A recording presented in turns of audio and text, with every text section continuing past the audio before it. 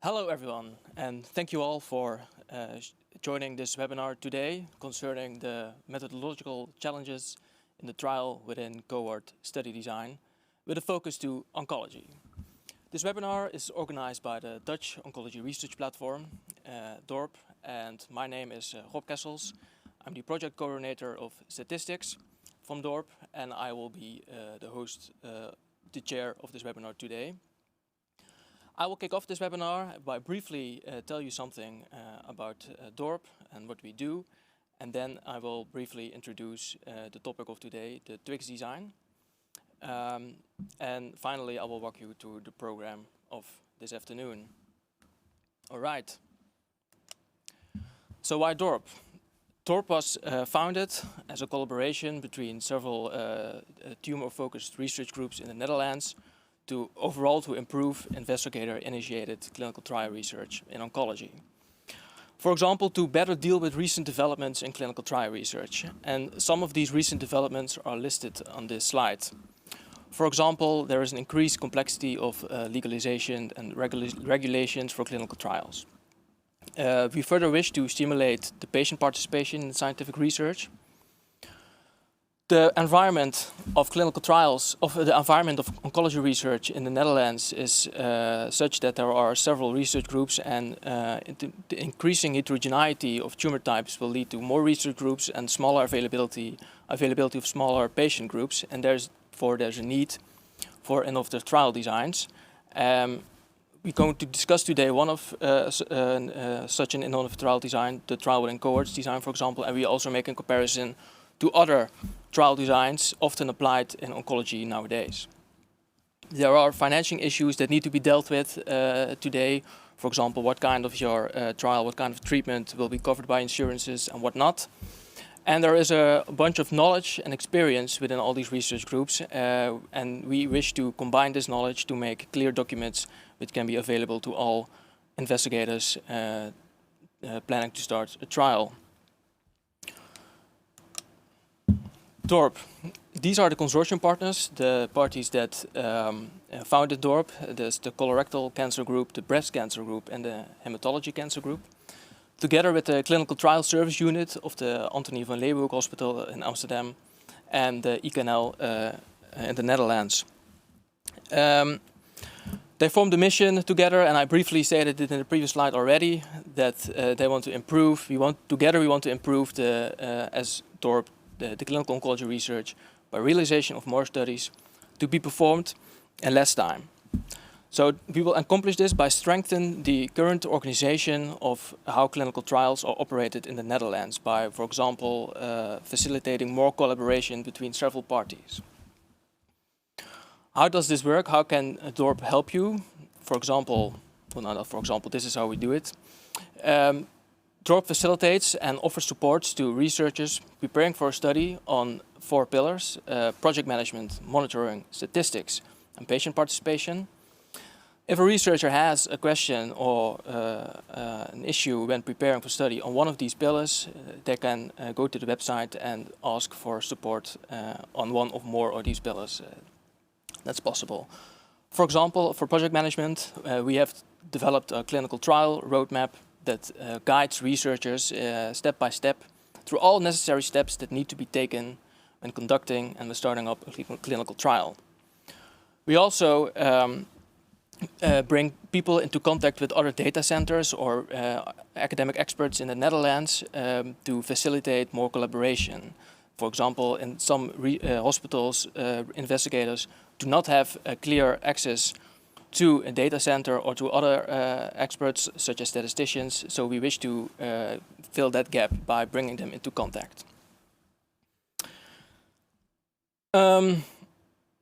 I am the project coordinator of statistics, and I'm going to briefly say something about it. Of course, statistics is a very important part of the clinical trial. Statisticians are often involved at the early phase by calculating the sample size and advising on the design and advising on the clinical endpoints, which determines in great part the cost of your trial. So we aim to encourage researchers through the roadmap, for example, to involve a statistician as early as possible when you start a clinical trial. We further facilitate broader statistical support for the development of studies, like I said already, and we aim to do this by developing a network of trial statisticians with some experience in clinical trial and oncology that will be accessible and available for investigators. So once an investigator has a question concerning statistics, we at DORP can advise them on the sample size calculation, the study design, but we can also look into this network if there are certain statisticians with experience in the topic that will be better suited to the question at hand. This help and this support is all made possible by the KWF, who gave us a starting grant, and that's the reason. With this starting grant, we can use to build up this network and to create this platform. Finally, we wish to increase knowledge of relevant topics and recent developments in clinical trial methodology, and that's the reason why we have organized this webinar today, because one of these recent developments is a trial within cohort study design, and I'm going to briefly introduce this design now. Here on this slide there is a schematic overview of how such a design works. As you can see, it is initiated, and the name says it already, of course, within a prospective cohort study. And in such an observational cohort study, patients who participate are followed in time. They all share a common diagnosis, a common disease, and they receive usual standard of care. And they are assessed at regular points in time. So we measured their clinical outcomes through time, as you can see by this picture. What's the TWIX design then? It's a design that uses patients, or that randomizes patients already participating in this cohort by looking at, so when you start a trial, you look at the eligibility criteria and you look at the patients in this cohort who are eligible for this trial. Those patients you randomize to either a new intervention or the control treatment, which is the usual standard of care they already had or they already received. Patients randomized to the new intervention receive an informed consent, giving them full information about this new intervention, and these patients can then either decline or they can accept. If they decline, they continue with the usual standard of care, and if they accept, of course, they receive the new intervention.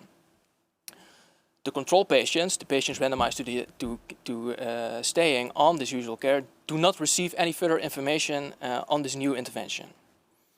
Of course, this looks a lot like a Zealand design, and the control patients are not informed about this new intervention at that time. One way to solve this more or less, or people have come up with a solution, is to implement the so-called two-stage design. This two-stage design works as follows. At the start of the cohort, you do not only ask participants for informed consent about cohort participation, but you also ask them if they are willing to be randomized in the future to new interventions. And this implies the following. If they say yes to this part, they agree to the fact that they can be randomized to a new intervention in the future, and then they will receive new consent. But they also agree to the fact that if they are not randomized to this new intervention, but to the control treatment instead, they do not receive information and are then also not aware of this new intervention, but that data are used in a trial context. So today we're going to discuss this design into detail, and we make comparisons with other designs, but also how do you look at the analysis methods, what the implications for your power, for example, because because the consent is provided after randomization, people can decline, and this of course has an influence on your power. This brings me to the program of today. It's an honor to welcome our four invited speakers who all have great experience in the field. Here after my presentation, Kit Roes will start with an overall methodological view on cohort studies, pragmatic trials and more.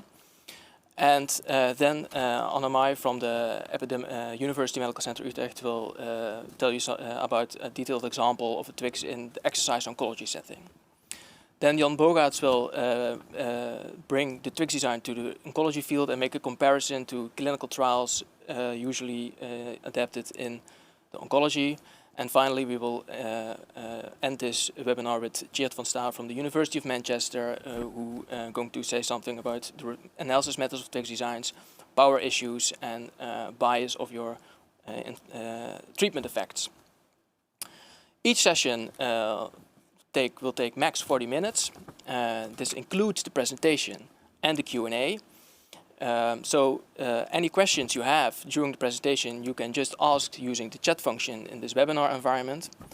And after the talk of the speakers, we will we will answer these questions will be answered. If a session is ended earlier, if it does not take 40 minutes, then the break will just be longer, because after each session we have a 10-minute break. And if the presentation the session is completed earlier, then the break will be a bit longer.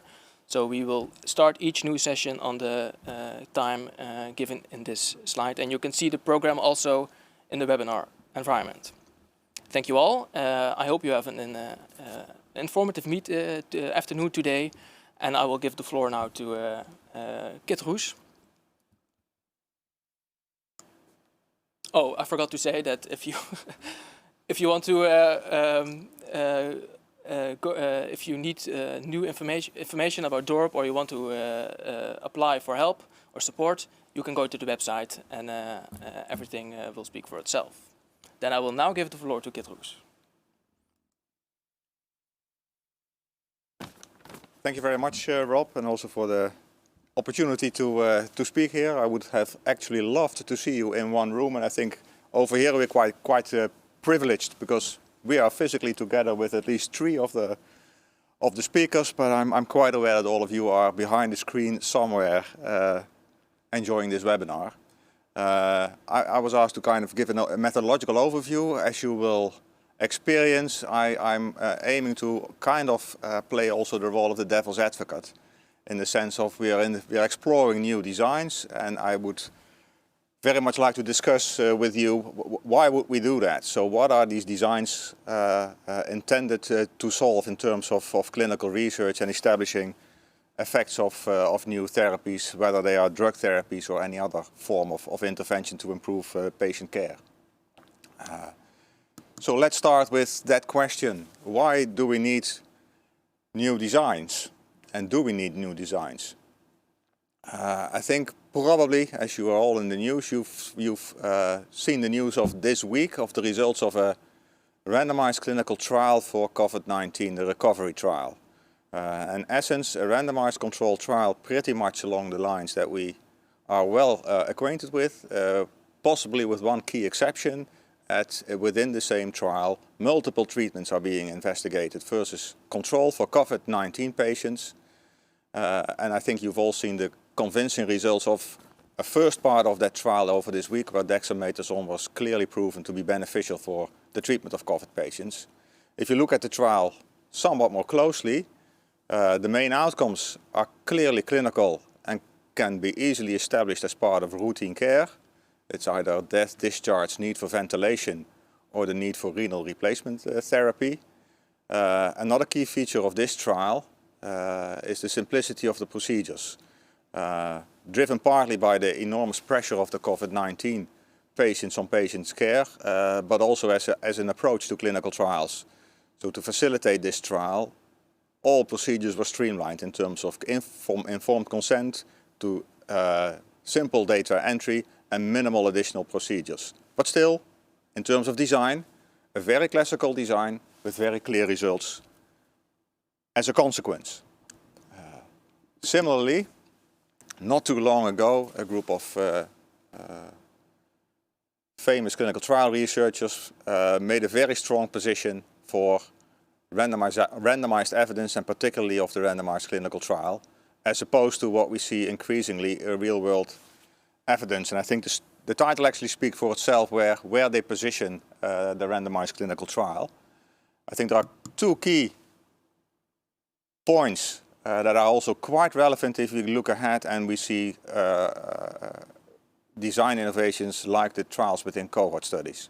The first point is randomization provides evidence that can be trusted, basically because of balance, and for me at least more importantly even, treatment assignment is independent of prognosis. The second part, they actually make one exception that's, I think, quite crucial to consider for oncology. Non-randomized studies may be able to detect large treatment effects. I will go into a little bit more detail later on because of the importance for oncology. But bias can still be appreciable, and I think they give us as a positive example where it could be considered a rapid shrinkage of tumors with chemotherapy, basically because such rapid shrinkage would not have been seen without treatment. The second point, and I think there the connection also with trials within cohorts designs pops up, is clinical trials as we know them today are essentially too difficult and too cumbersome to conduct. So the obstacles to actually make trials easier to conduct need to be removed in the interest both of patients but also in the interest of research. And it boils actually down that much of what we do in trials to assure proper conduct are rules-based rather than principle-based. And I think one of the key messages for new designs is that just to avoid the cumbersome procedures of clinical trials, I think resorting to real-world evidence is not necessarily a real solution. So, randomization and single-arm trials. As I mentioned, for oncology, these are actually quite important. And as possibly quite a few of you are aware, and if not, it's interesting to know, if we look at the recent history of approvals for new drug therapies across the different oncologies, roughly 40% of those new approvals, either conditional or final, were actually based on single-arm trials, and not, as usually is the statement, on randomized clinical trials. That's a statement as a fact. Whether that's a good or a bad thing, I think that's something that needs careful consideration. And also in response to the New England Journal paper I just sketched, there is a concern with single-arm trials. Activity may be large, but treatment might be poorly tolerated. So actually that's only well visible with a good control. For me, one of the key points, and also there I think it's worthwhile to look at TWIX as an alternative design. The selection bias also in single-arm trials, everybody is aware, but it's often underestimated how large that effect can actually be. A third point, typically for a single-arm trial in oncology, the endpoint will not so much be survival, but an intermediate outcome like response, the objective response rate to tumor treatment. But actually we're quite aware that that's not always a good predictor of progression-free or overall free survival. So it's not that easy based on such clinical single-arm trials to see whether there is a clinical benefit for patients. And increasingly, single-arm trials are also conducted in biomarker-selected subgroups, even to vast extremes. And if information on that specific selected group is missing in how they would respond to treatment, you might actually not have a clear decision criterion. So there are quite a few problems with single-arm trials. And one way to look at our discussion of today is whether alternative designs which avoid some of the burdens of clinical trials that are randomized and ask a high compliance might be solved or addressed or alleviated with trials within cohorts, whilst preserving the randomization and avoiding some of the key problems here. Okay, this is, let's say, the introduction of the devil's advocate. Do we need alternative designs? And also, are there designs where we might reconsider whether we need them in the volume that we are using them at today? For me, the key reasons to really look at new designs are here. And I think one, justifiable and I think serious concern about regular clinical trials is the amount of selection that takes place, and hence concerns of, are these results really generalizable to the population I will be treating as a physician the next day? Or are they in such a selected group that actually they don't say that much about what will happen in real life? I think that's a justifiable problem we need to attack. The second, we need faster access to treatments in difficult situations.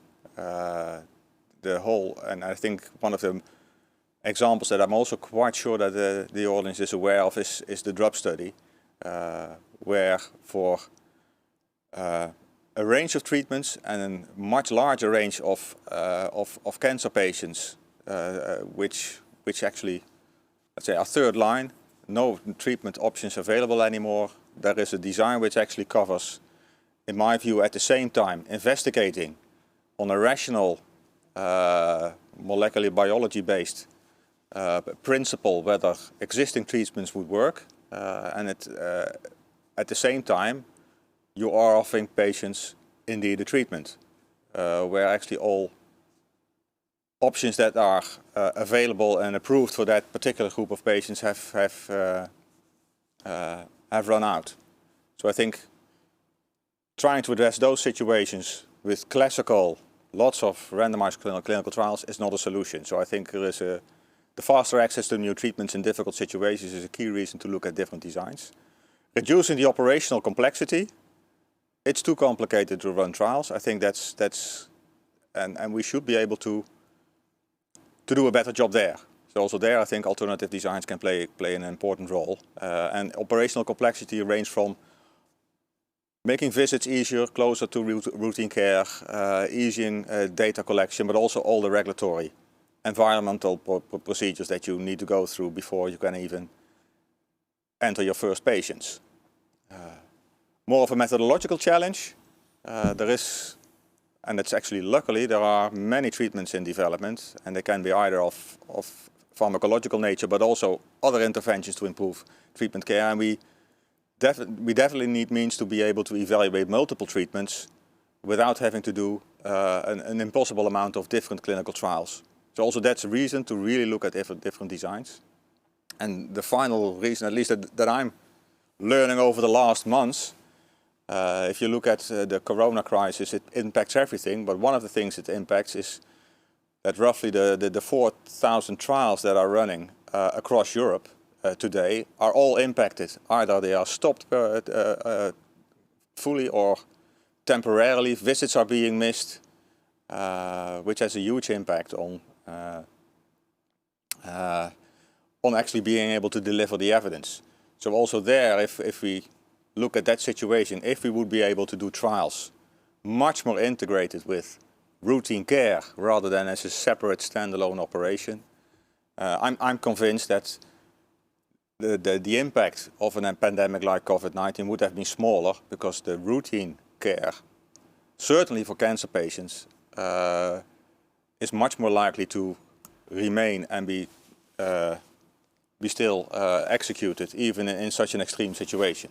So we definitely need designs which are much closer to clinical practice and they actually have the potential to address all these issues. So for me, these are the ingredients also for the discussion, let's say for the discussion today, to look at the alternatives. Which of the problems are they solving, and are they really helping us forward in addressing these challenges?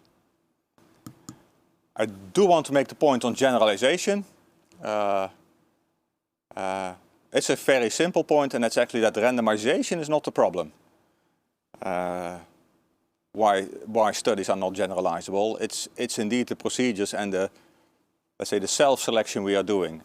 Just a very brief example to see how large the impact can be. It's not in oncology, but it's in amyotrophic lateral sclerosis, a very serious and lethal neurodegenerating disease, and essentially also like in oncology, these patients in the end die from the disease, and with roughly 500 new cases in the Netherlands being reported, the size of in the population is somewhat similar as child oncology. That's also about 500 new children, and this is 500 new ALS patients every year. There are lots and lots of trials have been done.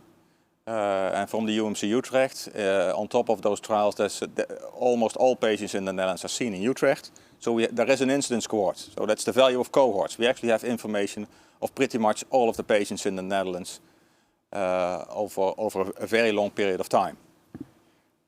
But it also enables us to see which of these patients would actually have qualified to enter any of the clinical trials that have been done over the past decades. And I'm not sure, yeah, you have a screen, so you can actually get pretty close if you can't read. These are all the trials listed. Period is 2010 to 2017. Left to right is the exclusion rate. So the top study, where acetyl L-carnitine was investigated, excluded close to 90% of the patients. So only 10% of the Utrecht patients would have qualified for this particular trial. And the second one is edaravone. That's also pretty close to 90% being excluded from the trial. This drug was approved in the US for the full population. Just to give you a flavor on where I think the problem is. It's not the randomization, it's the huge selection that takes place. What this also sketches that you might wonder whether there is a rational ground, because there are also studies, same indications, same objectives, which included many more patients. So the way I tend to look at designs, wherever they come from, is along, if you like, two axes, and that might be helpful in the discussion on alternative designs as well. Design has something on purpose. Design is something you can actually do. You're an architect, you're able to control the main characteristics. If we look at designs, we can control the intervention by the experimenter or external, and controlling the intervention is especially controlling assignment to the interventions, to a drug or a particular intervention arm. And we have the data collection under control to a high or lesser extent. So if you look along those two axes, you can kind of position a range of different design options you would have for trials. And of course, the randomized clinical trial, as we know it today, is in the left top corner. Treatment assignment, and to a really, really great extent, data collection is fully controlled, providing, let's say, evidence you can rely on. Pragmatic trials, to pick another example, there still you would keep the assignment pretty much under the control of the experimenter, but you try to tap in routine data collection. So your data collection control is a lot less. Now, where would I position trials within cohorts? Yes, the treatment assignment is in essence in the hands of the experimenter.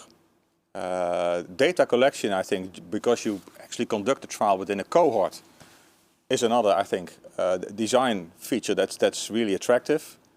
Of course, the tricky part is that I've also put trials within cohorts where the intervention is not in the hands of the experimenter, and that's probably one of the key problems that will be addressed both in the example as well in the more theoretical explanations this afternoon.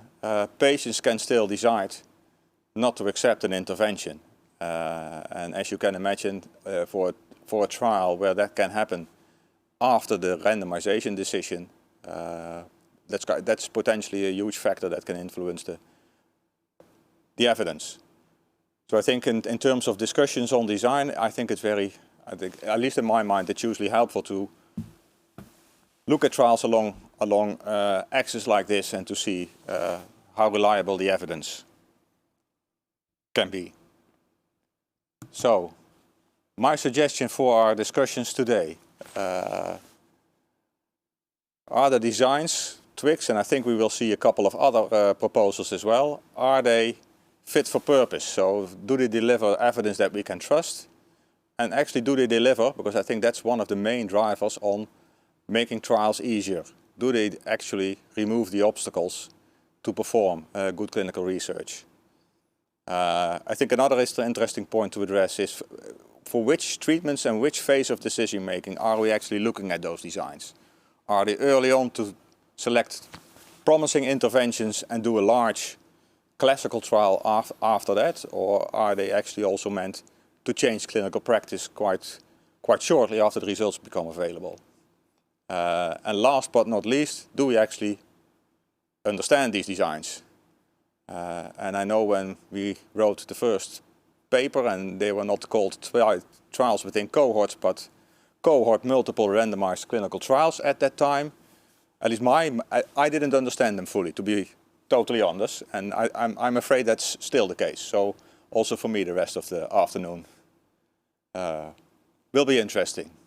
So thanks for your attention, and I hope you also enjoy the upcoming speakers. Thank you. Thank you, Kit, for this interesting presentation. Yeah. Do we have any questions already? Let's see.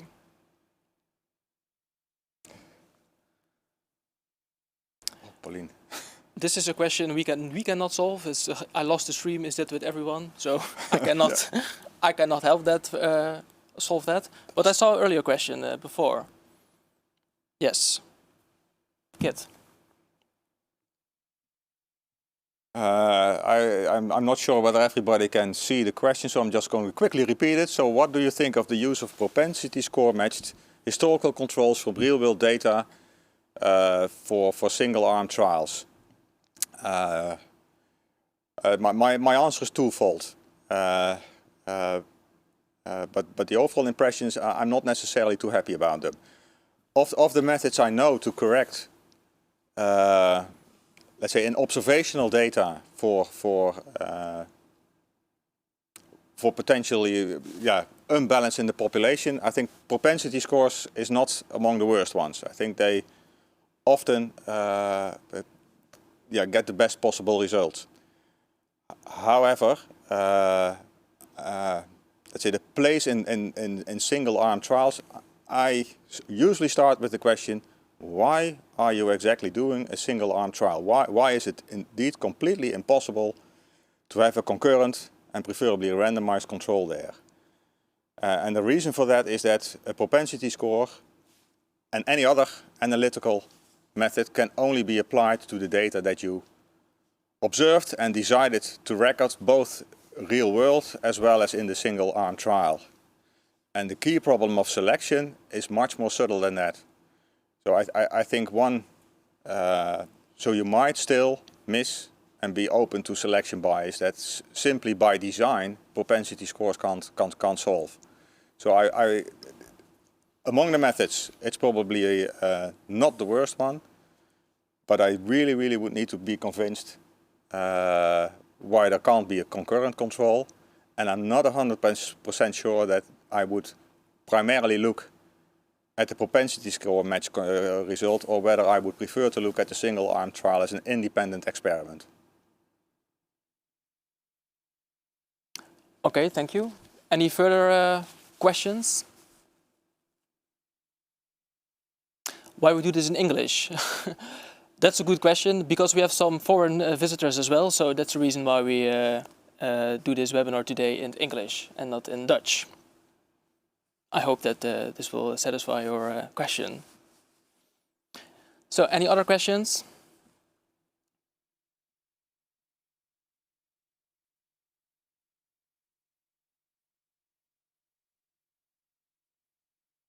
All right then. No further questions. I hope the other speakers today will give some more room for discussion. We will see you back at the new time, at the indicated time when Anne May is going to present. And for now, we will have. I think it is less than 20-minute break, and I'll see you back very soon. All right.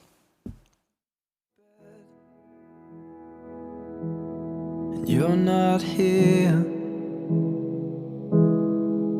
and there's no one to blame but the drink and my wandering hands. Forget what I said, It's not what I meant, and I can't take it back. I can't unpack the baggage left. What am I now? What am I now? What if I'm someone I don't want around? I'm falling again, I'm falling again, I'm falling. What if I'm down? What if I'm out? What if I'm someone you won't talk about? I'm falling again, I'm falling again, I'm falling. You said you cared, and you missed me too. And I'm well aware I write too many songs about you. The coffee's out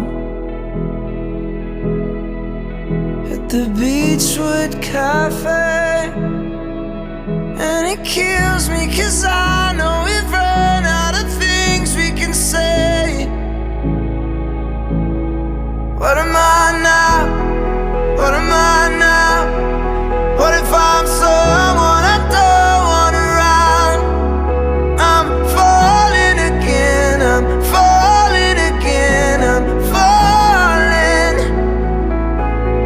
What if I'm down? What if I'm out? What if I'm someone you won't talk about? I'm falling again, I'm falling again, I'm falling. And I get the feeling that you'll never need me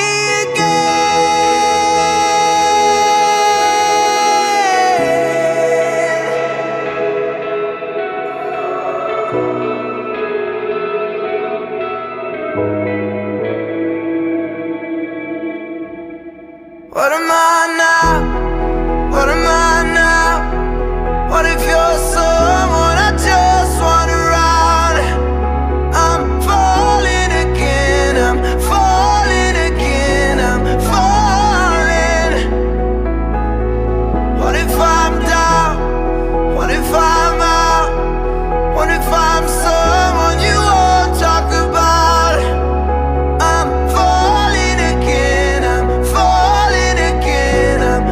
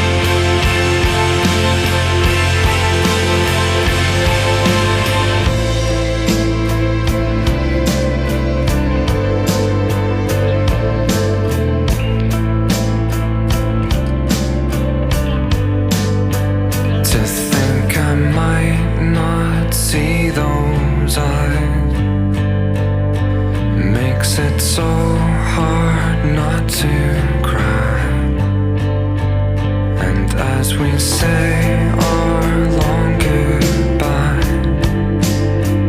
I nearly do.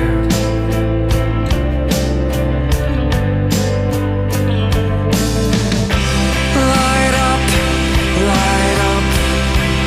as if you have a choice.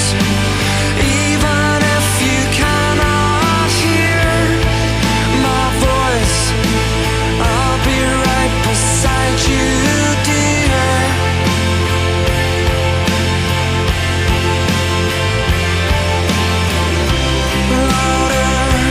Louder, and we'll run for our lives. I can hardly speak, I understand why you can't raise your voice to say.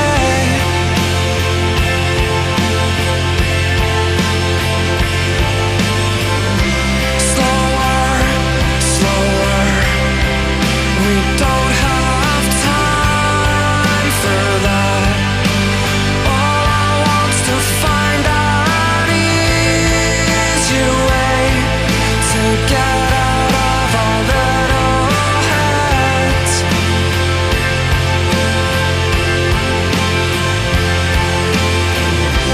Have heart, my dear. We're bound to be afraid, even if it's just for a few days. Making up for all this mess.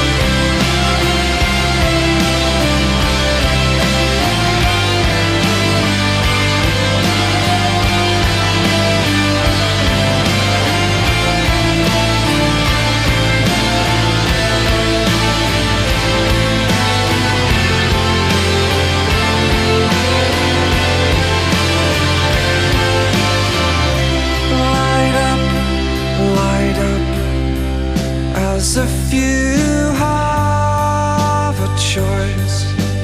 Even if you cannot hear my voice, I'll be right beside you, dear.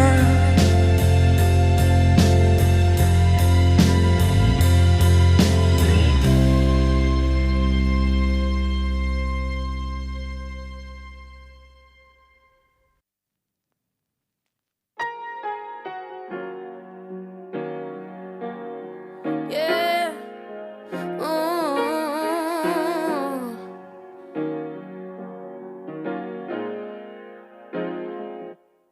Been too long since we got together. I did you wrong, but you were never any better. Said I put you through your favorite kind of weather. And to tell you the truth, I still think about you sometimes, babe. Were you ever mine, babe? I wear your coat when it's cold, babe. It still smells like your lies, babe. I wanted to feel you. Is that too much for you to give? There's no point and I miss you, 'cause I ain't never had you to begin with. You let me down, you didn't pick me back up. You let me down, you didn't pick me back up. Said you let me down, you didn't pick me back up. You let me down, you let me down. Been too long since we got a kickin'. I didn't talk 'cause you never listen. I'll be at yours at 6:30 if you're up for a drink. We can talk about this and I'll pretend I'm doing just fine. Babe, I look you straight in your eyes. Babe, I wear your coat when it's cold. Babe, it still smells like your la la la la lies, babe.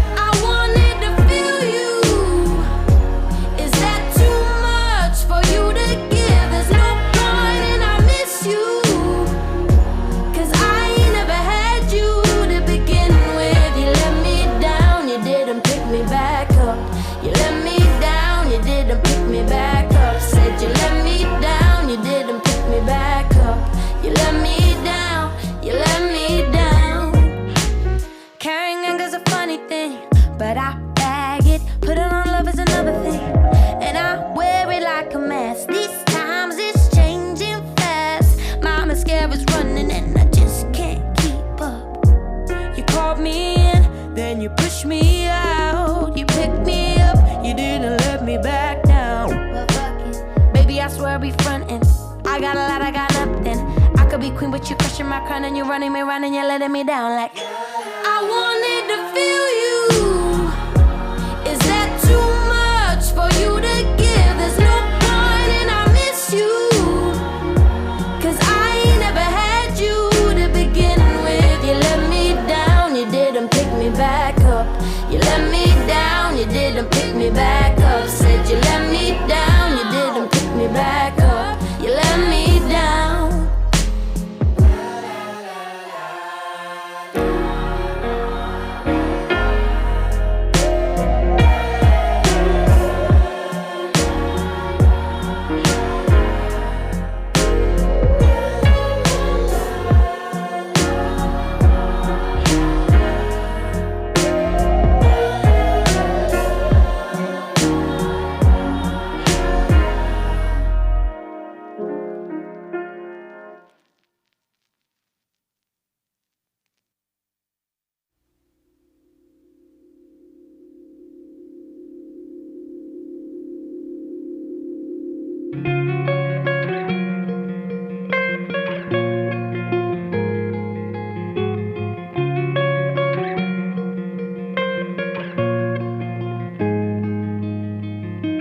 Walking home and talking lows, to seeing shows in evening clothes with you. From nervous touch and getting drunk, to staying up and waking up with you. And I was sleeping at the edge, holding something we don't need.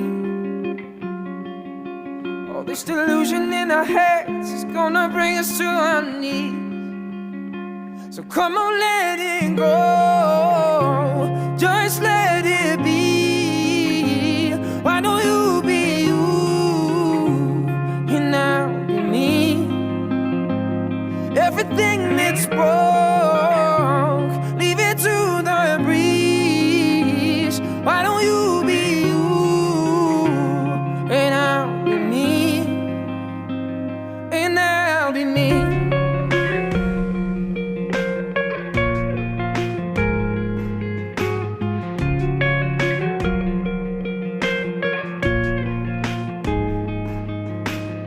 From throwing clothes across the floor, to teeth and claws and slamming doors at you. If this is all we're living for, why are we doing it anymore? I used to recognize myself. It's funny how reflections change. When we're becoming something else, I think it's time to walk away. So come on, let it go. Just let it be. Why don't you be you? And I'll be me. Everything that's broke, leave it to the breeze. Why don't you be you? And I'll be me. And I'll be me.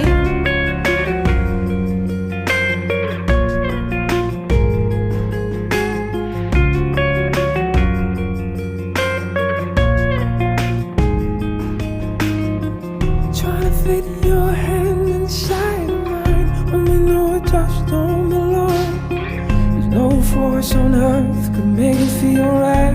No. Whoa. Trying to push this problem up the hill when it's just too heavy to hold. Think now's the time to let it slide. So come on, let it go. Oh, just let it be. Why don't you be you? And I'll be me. Everything that's broke, leave it to the breeze. Let the ashes fall. Forget about me.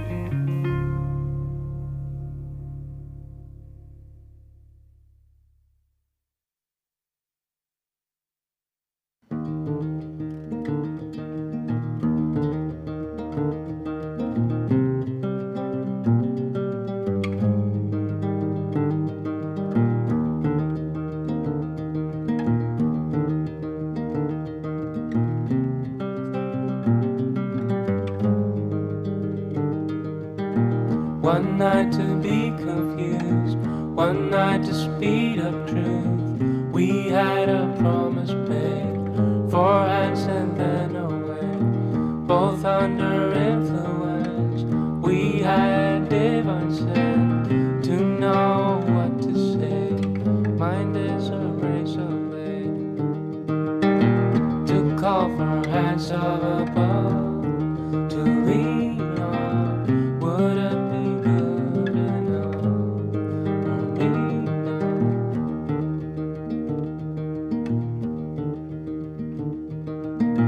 One night of magic rush, the start a simple touch.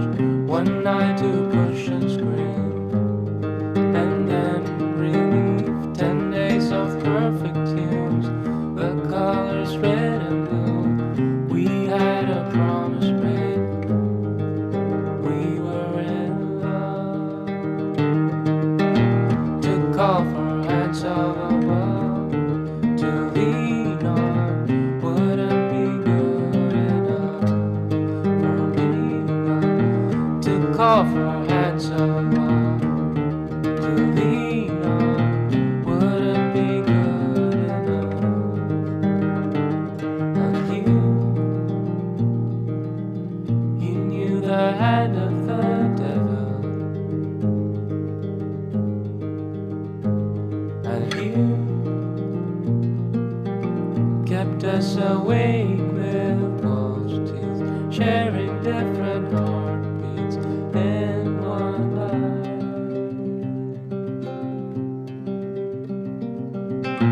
To call for hands of above, to lean on. Would it be good enough for me now? To call for hands of above, to lean on. Would it be good enough?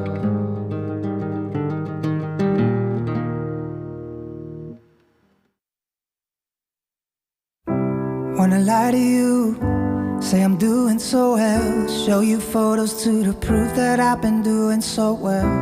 Wanna hide the truth, wanna dress up hell and heaven like we all try to do. I'm scared to call you back. I'm no good at trying to tell you that I'm not doing okay. But I'm dying to hear you say, just take a breath, love, fill your lungs up, rest your head, there's no sense in losing sleep. You can break down, let your worst out, lose your temper, but you're not losing me.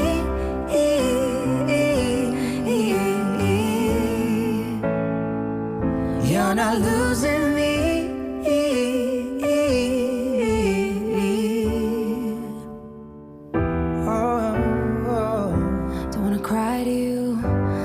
Feeling so good, took another sip and hit the bottom like I knew that I would. All the things we do when we dress up in like heaven in a moment of truth. Wanna call you back, I'm no good at trying to tell you that I'm not doing okay. But I'm dying to hear you say, just take a breath, love, fill your lungs up, rest your head, there's no sense in losing sleep. You can break down, let your worst out, lose your temper, but you're not losing me.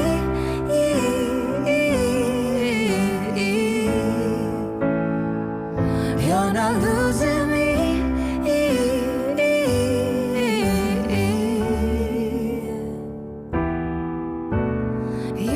So happy, then it suddenly turns. No one can explain it, and you don't have the words. I can see you trying, I can see that it hurts. I can see you trying, I can see that it hurts. Just take a breath, love, fill your lungs up, rest your head, there's no sense in losing sleep. You can break down, let your worst out, lose your temper, but you're not losing me. Like a bed that you can fall in when you're broken. I'm the air that's running through a window take a breath, love. Fill your lungs up, rest your head, 'cause you're not losing me.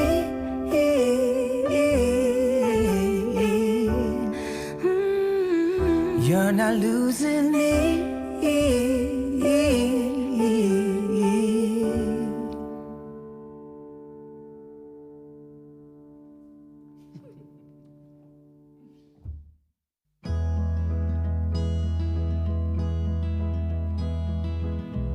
And I'm alright, standing in the streetlights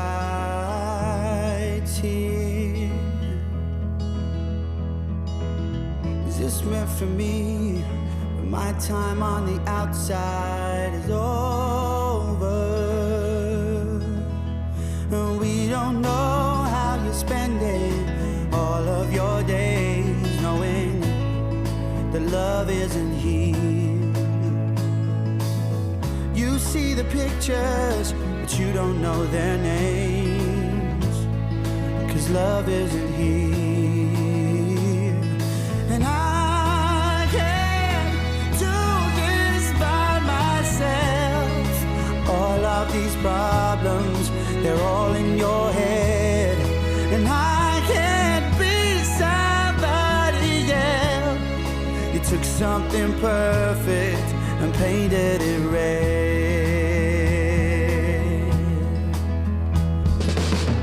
No sympathy when shouting out is all you know.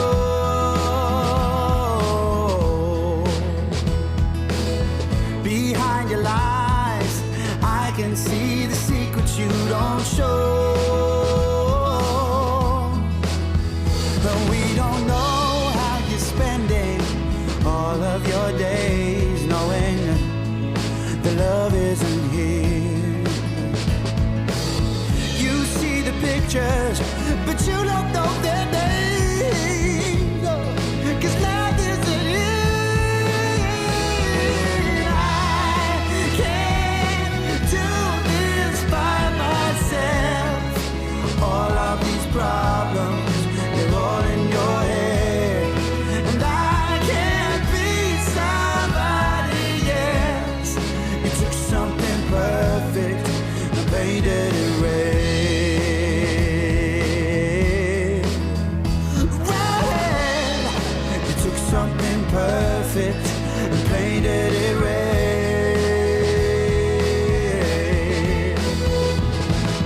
You take the best things from me, then everything gets empty. That's not a world that I need. Oh, you'll take the best things from me, then everything is empty. That's not a world that I need.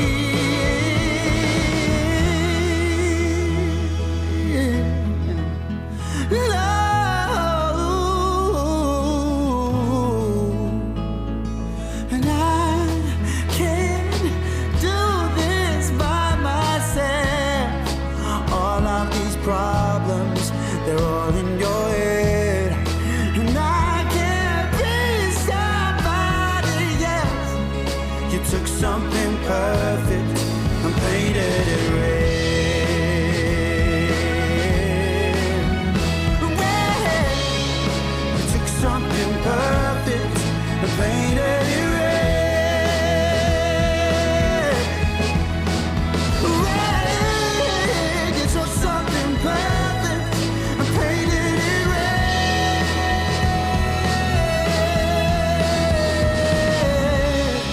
You took something perfect and painted it red.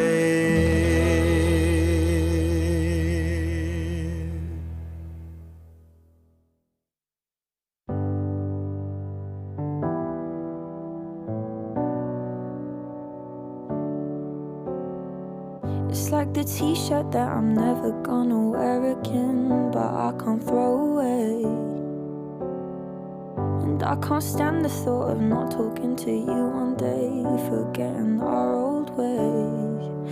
We had to say goodbye. I know I'm big and selfish and I've got no right, but I can't help thinking about you tonight. And I don't wanna say it, I don't want somebody having what we had. I know I'm being stupid, but I just can't stop thinking that you're with somebody and I'm not. And I don't wanna say it, cause I know it's bad, but I don't want somebody having what we had. Still got the pictures from the memories that we once made. Can't seem to let them go. I thought that we'd grow old. I want to see you happy, but I don't want to see you happy without me. We had to say goodbye. I know I'm big and selfish and I've gone alright, but I can't help thinking about you tonight. And I don't wanna say it, cause I know it's bad, but I don't want somebody having what we had. I know I'm big and stupid, but I just can't stop thinking that you're with somebody and I'm not. And I don't wanna say it, cause I know it's bad, but I don't want somebody having what we had.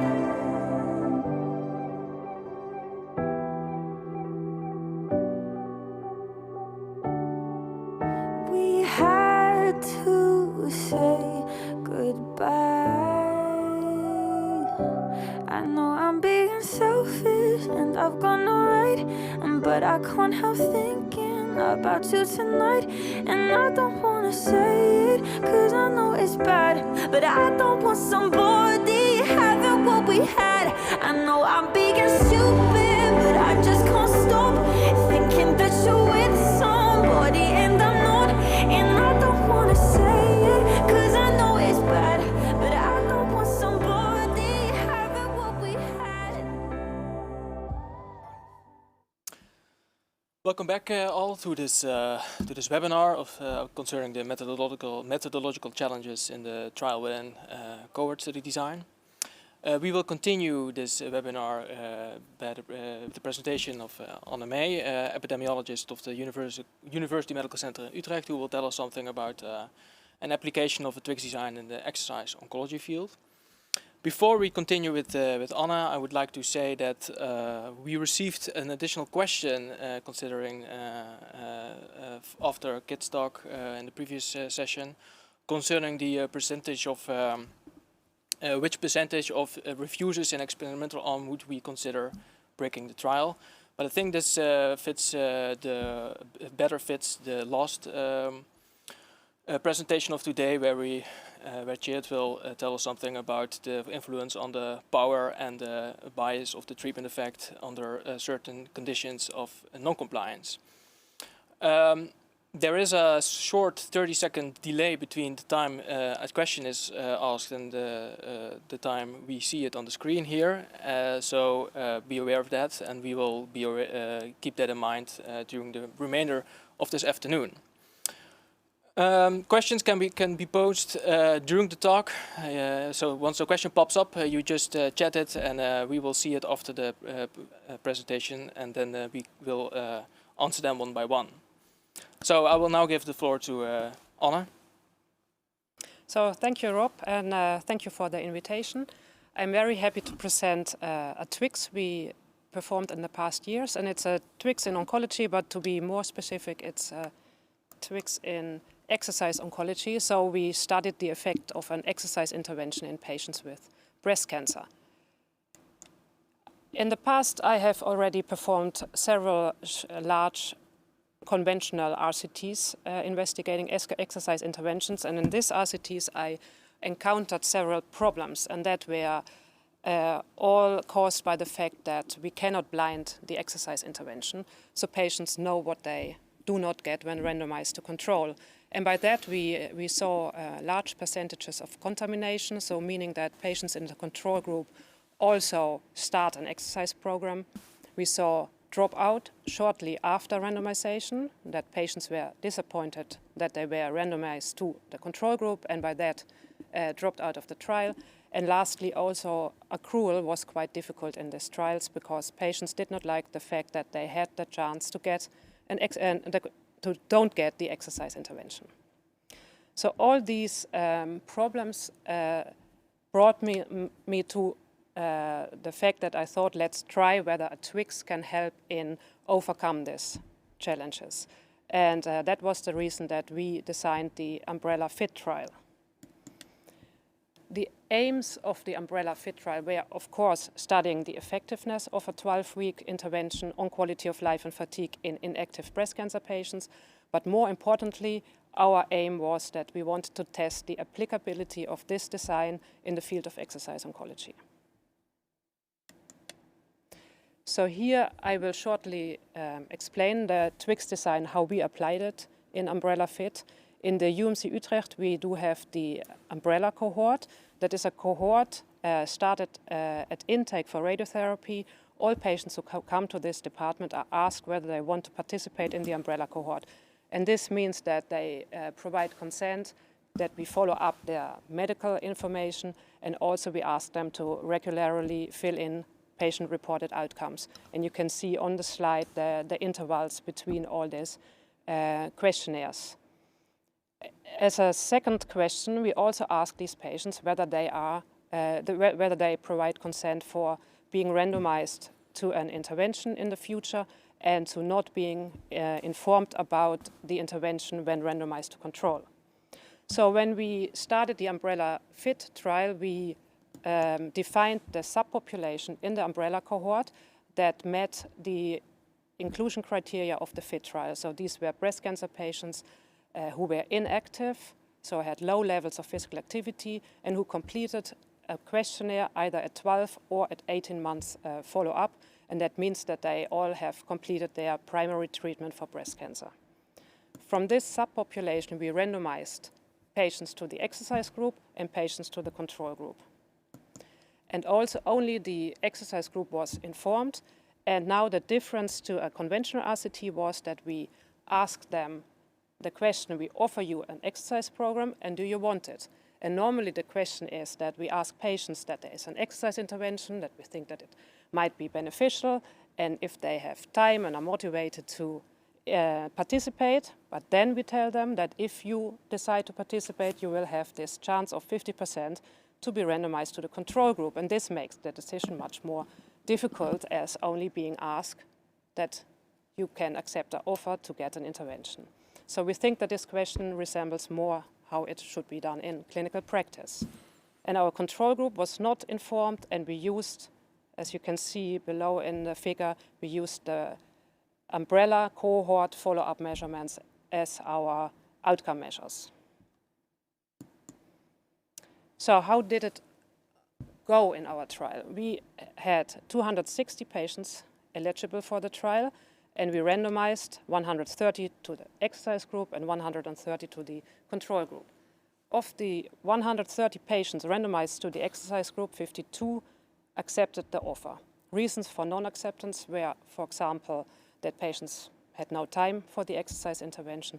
Some thought that they were already too active and that they didn't need an extra intervention. But there were also patients telling us that we had cancer and we were treated, and now we want to just go on with our life and don't get an intervention that is linked to our cancer. When we started the trial, we did a power calculation, and then we thought that the acceptance rate would be 70%, which meant that the initial sample size was 160. But during the trial, we recalculated our sample size, as was recommended by the group of Tjeerd, who will do the fourth presentation today. So we used the actual acceptance rate, and that brought us to the 260 patients we had at the end. And because the Umbrella cohort is a dynamic cohort, we were able to just increase our sample size without getting in problems that we don't have enough patients. So after the follow-up of 6 months was completed for all patients, we did our statistical analysis, and in this analysis, of course, patients in the exercise group were analyzed in that group, independent whether they accepted the intervention or not. So here you can see the baseline characteristics of our study population. When you compare the control and the intervention group, you can see that it's well balanced by randomization. But when you compare the patients who accepted the intervention and who refused the intervention, you still see that patients who refused the intervention were somewhat older, had a higher BMI, and had also a lower completed education. When you look at, for example, age of the total population, we also can see that these patients are on average older, as we normally see in our exercise trials. There in breast cancer patients, we often see that the mean age is 52, that this shows us that patients who are invited in a TWIX are sometimes more representative of the population than if you do a conventional trial. So now I will show you the results of our study. I will start with quality of life. And what you can see here is that the intervention group had a somewhat higher quality of life after 6 months follow-up, but this was not different compared to the control group and also far from clinically significant. And I will later just discuss this finding. What we also found, and this is something what you can learn if you apply a TWIX, we saw that patients who refused the intervention had a slightly, also not relevant, but still slightly larger improvement of quality of life. And also this I will discuss in a minute. These are the results for fatigue. Here you can see that the intervention group benefited from the intervention, so we saw a decrease in fatigue that was significant, larger than in the control group, where you can really see that there was no improvement. And we also saw the effect size that this was comparable to other trials that were performed in this population. Again, you can see that both patients who refused the intervention and patients who accepted the intervention had a decrease in fatigue. So the results I just showed you were based on the intention to treat analysis. But of course you have this in the intervention group, the group of patients who accepted and who did not accept the intervention, and that can lead to a dilution of the results. So what we did, we also performed an instrumental variable analysis, and I will not go very much in detail on the technique, the statistical techniques, because this will be covered in the fourth presentation. But what we did, we took into account an instrumental variable that takes this non-acceptance into account. And what you can see here is that the effect, the difference between the two groups becomes somewhat larger, but it's still rather comparable to the intention to treat analysis. And there's another part you encounter in if you perform a TWIX, and that is that in the intervention group, we clearly know who accepted the intervention and who rejected the intervention. But in the control group, we don't know who the potential acceptors and refusers are. But so we compare, in our comparison, we take the whole group, and that includes both groups. So what we also did, we performed an analysis where we compared the acceptors in the intervention group with the potential acceptors in the control group. And we did this by using a propensity score matching. And what you can see here when we do that, and you can also see that then, of course, the sample size decreases because now we only have the acceptors in the intervention group that we compare with the potential acceptors in the control group. You can see that, again, the outcomes are quite comparable with what we also found in the ITT and the IV analysis. So that made us conclude that results are quite robust across these three analysis techniques. So of course we had this question, why didn't we find effects on quality of life? Because in other trials we saw clear effects, and actually I already did a conventional RCT in a population of cancer patients after treatment, and there we found quite large effects on quality of life. And here we did not. So we think that there are several reasons, and some reasons depend on the design and some on decisions we took in the beginning. So the first reason might be that if you perform a TWIX and you have, then you are dependent on your cohort measures. So we decided that there will be that baseline, and the follow-up measurement will be done, will be the questionnaire 6 months later. But when asking patients to participate in a 12-week intervention also meant that some patients told us we are willing to participate, but we will first have a 1-month vacation, or there was one patient who told us I will have surgery and I can participate thereafter, and that meant that there were a considerable number of patients who still performed their exercise intervention while we took that 6 months measurement. So that could be one explanation that we didn't find an effect because it was not, the intervention was not completed. Another reason could also be that we decided when we started the trial that we select patients based on inactivity and not on problems. This was that we thought that this is that patients, we know that exercise is beneficial for patients also in terms of prognosis, and that was the reason that we decided, so let's take the inactive group and help them getting more active.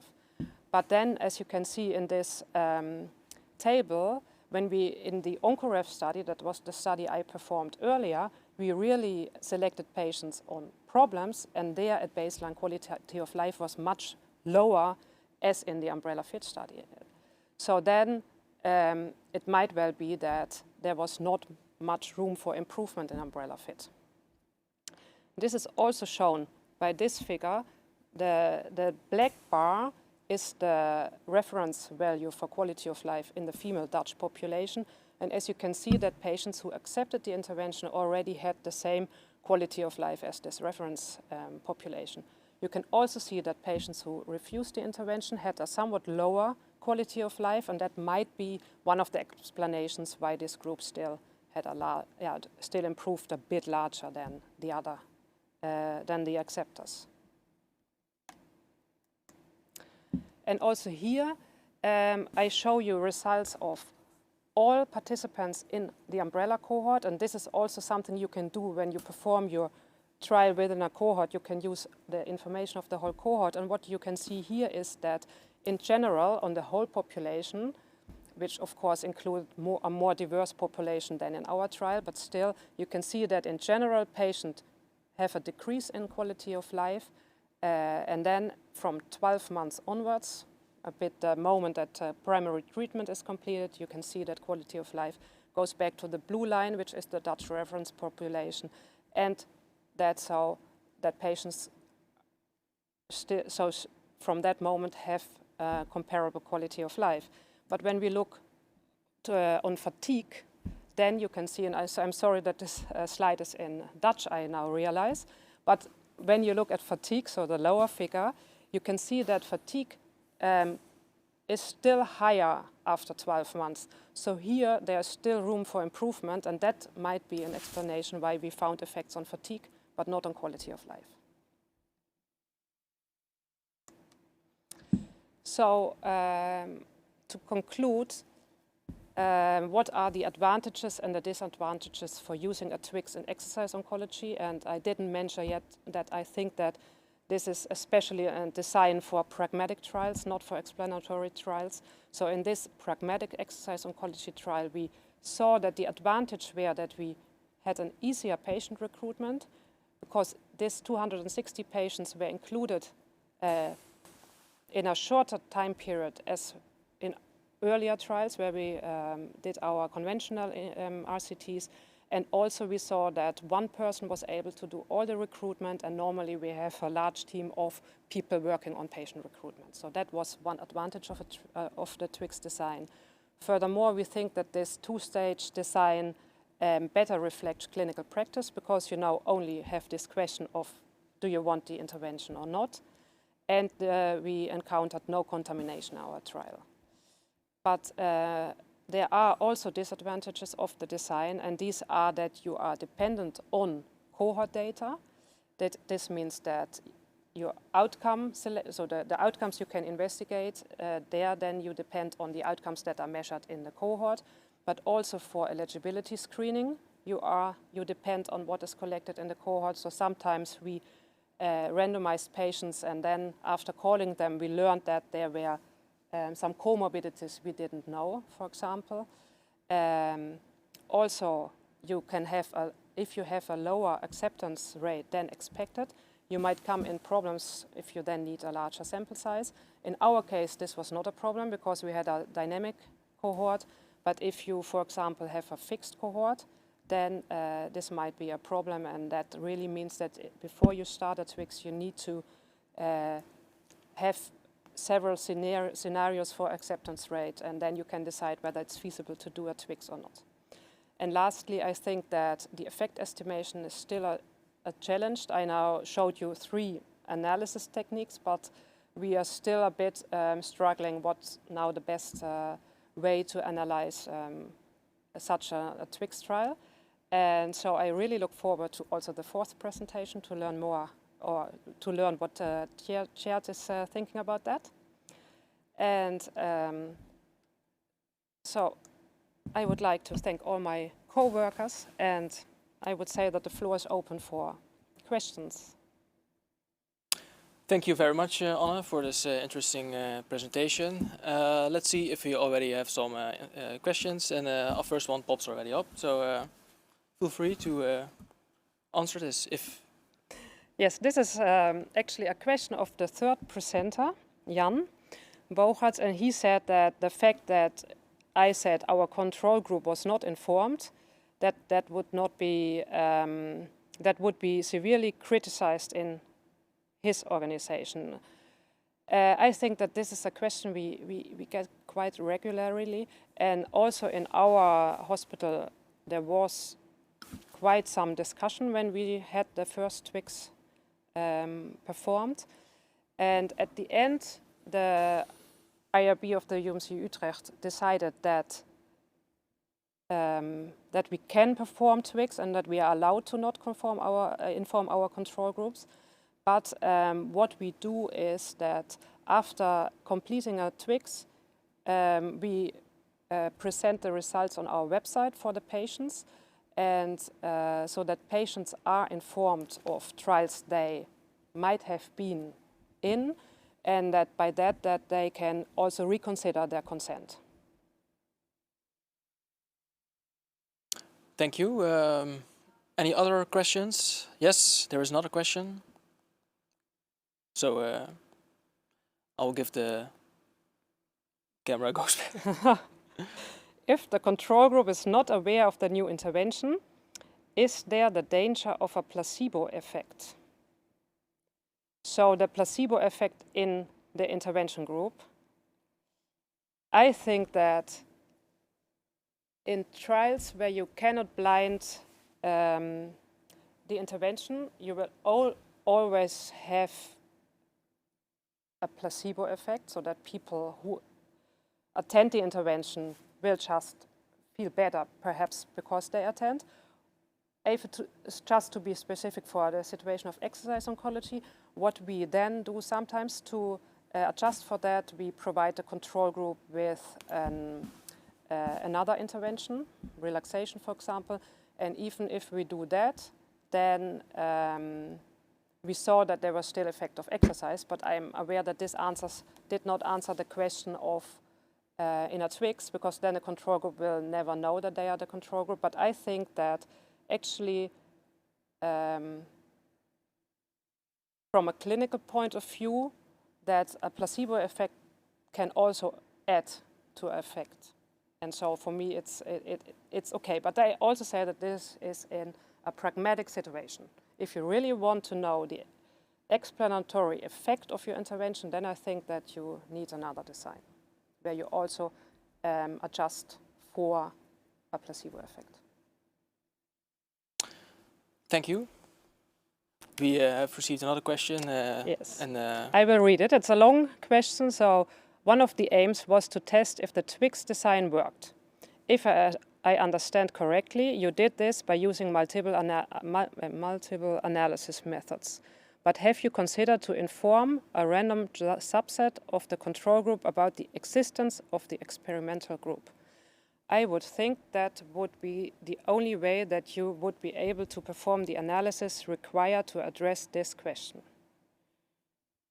Okay, have you? Now it's quite difficult that I can't ask a question back. So if I have considered to inform a random subset of a...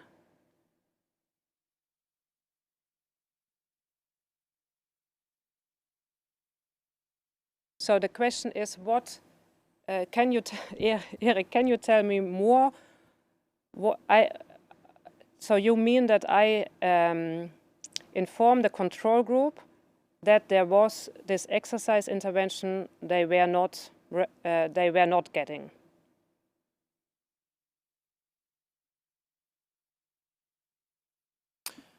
And then what they think about it. I now look to Kit. Can you? Good question, Erik.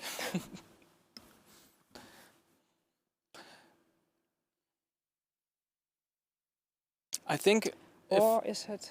Doesn't it yes. say something that you did an analysis on the potential acceptors in the control group? So how, is it about the? I think it's about that part, but. So how did you perform the analysis? That analysis where you said that if you compare it to the potential acceptors in the control group, what would we expect? So how did you define the potential acceptors in the control group? Yeah, so that might be that. I'm not sure whether this is the question. That's the because difficult part. I think that what we did is we took the characteristics of the intervention group and we predicted with that characteristics of the acceptors who would be the acceptors in the control group. And here you could have randomized between yes, yeah. That was now what I was thinking about.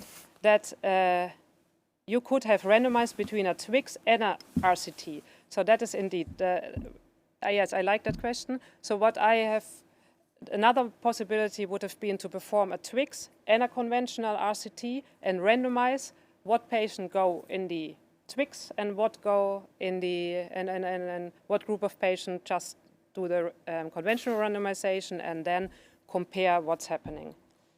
Yes, I think that this would also be a very interesting design, and perhaps this is something we should do. Yes. Yes. So just that everyone is. I hope that everyone now understood the question. The question was, why didn't I combine a Twix with a conventional RCT and randomized patients to either the Twix or the conventional RCTs and then compared all the results?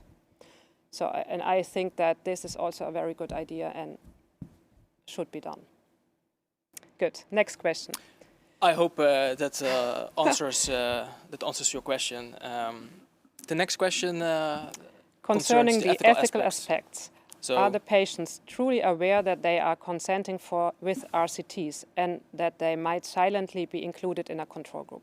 If they are interested in a certain intervention, will they be informed on their trial status? Actually, I think the problem in all RCTs is that when you ask patients afterwards whether they were really aware of what was happening, that there's always a group of patients who will not remember that randomization story. And what we did in our umbrella cohort, we indeed asked patients after a couple of time whether they still remember that they said yes to, that they gave consent to this, to being included in a control group without knowing. And actually there was quite a considerable group that did not remember it. So that was one finding, and we learned from that finding that we need to explain this better. And another finding was that when we ask in the next question, do you really care, that also patients said that they didn't mind that this happened. Okay. But we think that a dynamic informed consent procedure would be good, so that sometimes you ask patients again whether they still consent to being randomized in trials. This is a very good question. What design will you use for your next trial? To be honest, my next trial, or I already performed my next trial, and that's a conventional RCT. That has several reasons. One reason is, of course, that you need a cohort infrastructure to perform a TWIX, and that is one given. But the other reason is that I think that the choice of using a TWIX or not also depends on your research question. And for me, I would perform a TWIX when I'm really at the very end towards implementing an intervention. But when my questions are more in the explanatory field, I prefer doing conventional RCTs.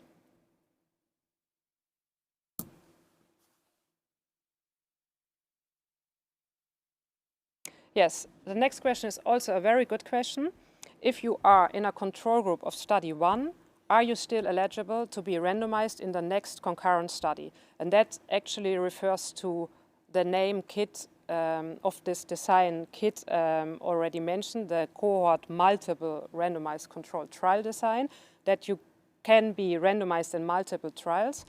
And so the answer is yes. We already have the situation in the UMCU that there are 2 RCTs, and that some patients were first in the first RCT and then also entered the RCT that was offered in a later stage. And how we so far tackled this was by performing stratified randomization in that second RCT. So stratify for participation in the first RCT or not.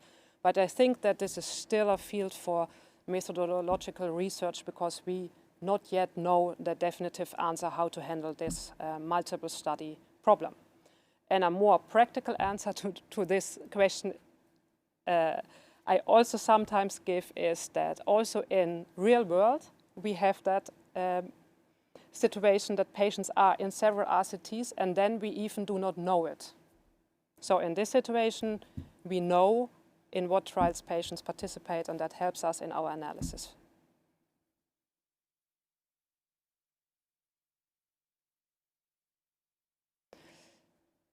This is a question about reconsidering consent. So I said that patients can reconsider their consent after having read about the results. How does this work? Here I must say that it's not that we are doing these TWIX for a very long time. So actually we are still working on this process on how to develop this dynamic informed consent procedure of providing the opportunity to reconsider consent. So for now, unfortunately, I cannot give an answer beyond that. Patients, of course, can contact us, and there's also this email address on the website, with asking that they want to reconsider consent.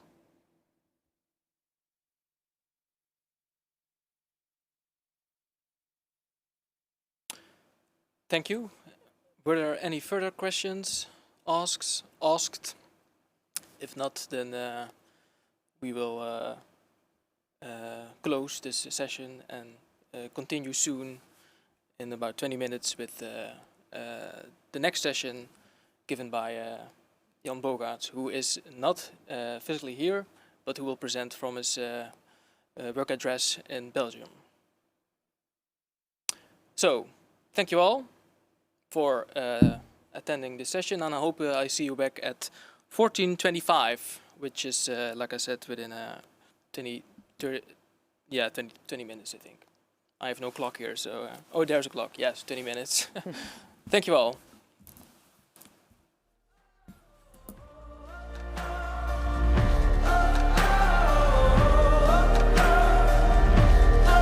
They say it's better to have loved than lost than never to have loved at all.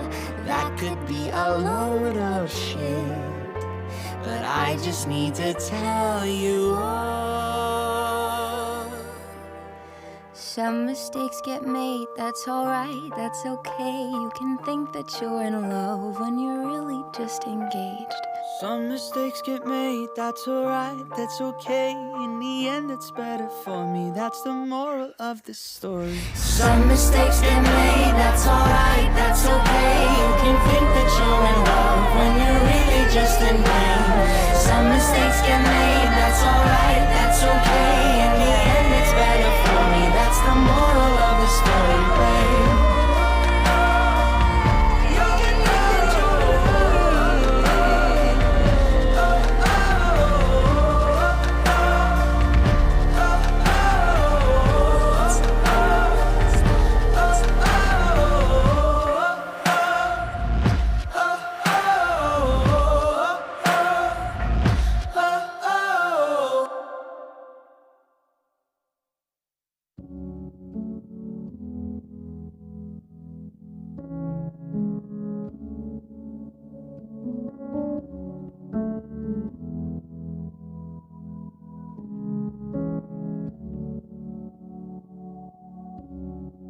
I had a dream.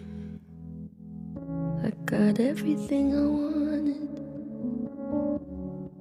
Not what you think.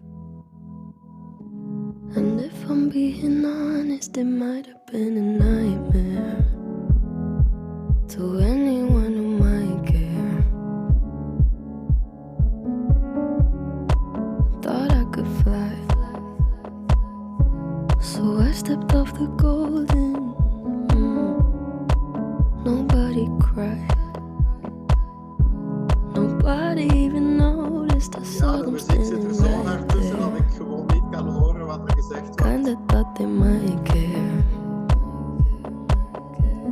Ik hou wel van Billie Eilish, maar dit zit in de weg. I got everything I wanted, but when I wake up I see you with me.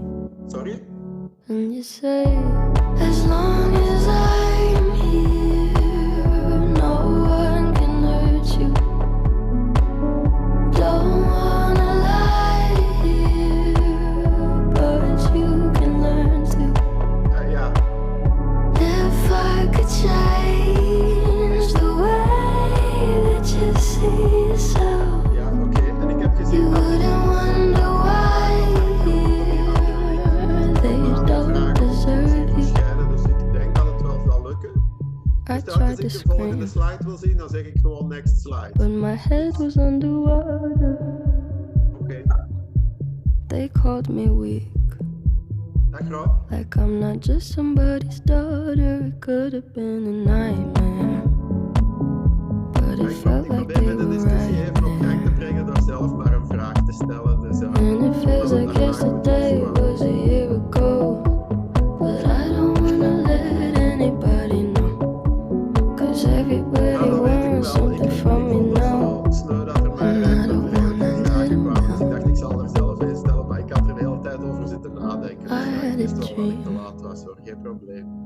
I got Maar het blijft everything wel een I geldige wanted, vraag voor mij. Ik was but verrast dat when I ze wake up in I de trial die see getoond werden, bijna 50% non-acceptance hadden. Dat is and you toch say, wel veel, vind ik. as long as I'm here, no one can hurt you. Don't wanna lie Ik zeg toch wel iets over de vraag. but you can Het learn is heel to. informatief dat dat soort dingen gebeuren. If I could change the way that you see yourself, you wouldn't wonder why Maar ja, dan moet je they ook don't opgeven. deserve you. Ik heb die van de technicus If I knew it all, then would I do Je moet it even de login again? vragen. En als je Would de I login do hebt it again? ingevoerd, dan kan je de vragen zien. If they knew what they said would go straight to my head, what would they say Login is instead? DORP in kleine letters. User If I knew it all, then would I do it again? Would I do it again? Is het oké als ik even If they knew what they said would go straight to my head, what would they say instead?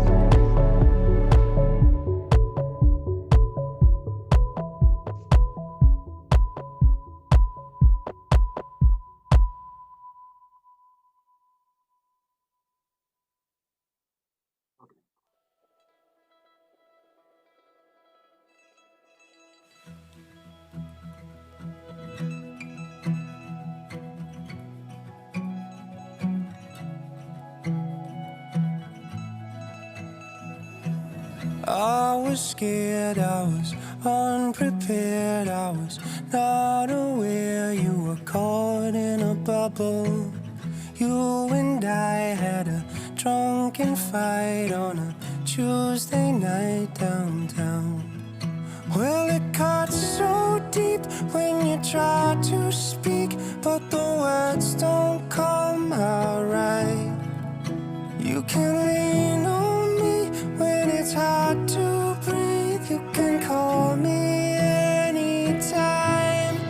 So please say something to me. I'm down on my knees.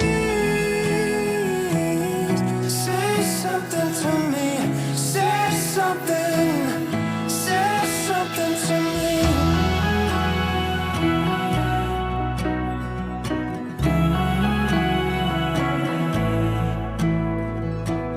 I would walk for you, I would climb just to keep you safe and to keep you out of trouble. I'd do time for you, I would lie for you, I would die for you. Well, it cuts so deep when you try to speak, but the words don't come out right.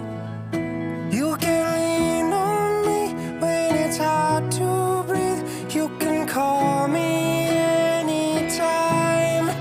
So please say something to me. I'm down on my knees.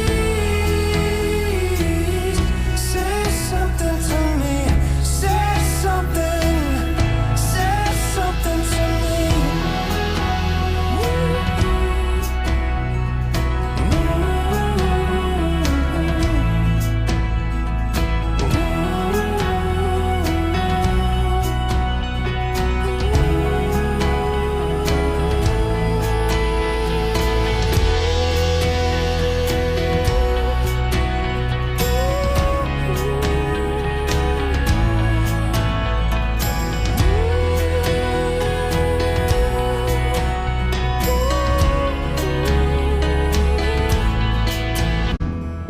Loving can heal. Loving can mend your soul. And it's the only thing that I know. I swear it will get easier. Remember that with every piece of you. And it's the only thing we take with us when we die.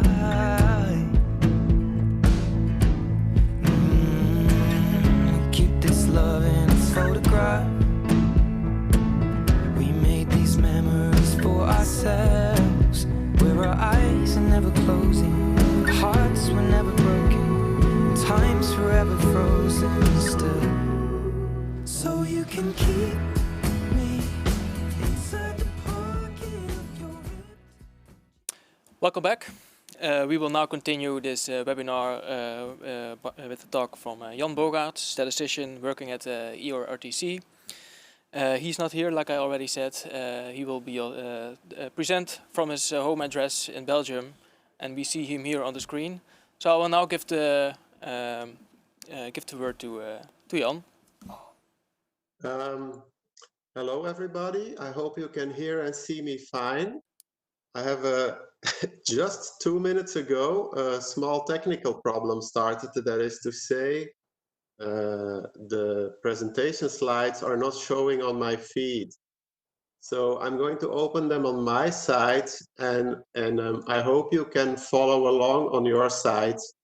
I will try to indicate at which slide I am. So I'm going to follow my own slides on my side. So without further ado, thank you for inviting me. I'm now on slide the first slide, and I was asked to think about TWIX as a new trial design in oncology comparison to other clinical trial designs. So I'll do my best to talk about that. I'm going to the next slide. I wanted to give you some information about EORTC first. We are a collaborative group working in all areas of cancer, and we run oncology trials as a sponsor mostly across all of the EU and even further. This includes a choice of registrational trials, investigator-initiated trials, and full academic trials. So just to show you a bit where I'm coming from. About myself, I'm a mathematician and statistician. I've worked 10 years in industry and 16 years at EORTC. And one of my current interests is in understanding better how we can bring the real world out there and the clinical trial world closer together. I've recently made a comment that clinical trials are real as well. So the real world data is a bit of a misnomer for me. But anyway, I will be talking, among other things, about the reality of clinical trials.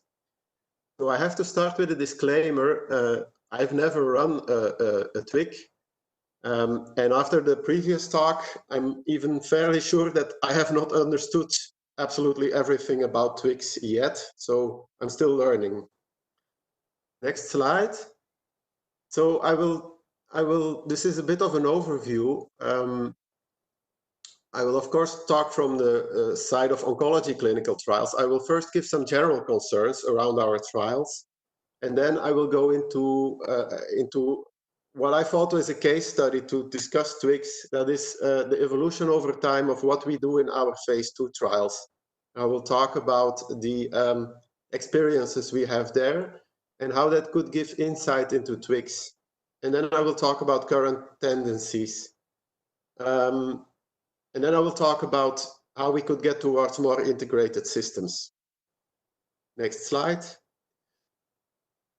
So this was something that was already alluded to by Kit, that is, how do statisticians, and I know about half of the public out there, and I know I don't see you, I imagine you're looking at me, how we look at a trial, how we do inference. And what we say is that we have a population of diseased patients out there in the world on the left side, and we want to assess an effect, probably a treatment difference, but it could be other things as well.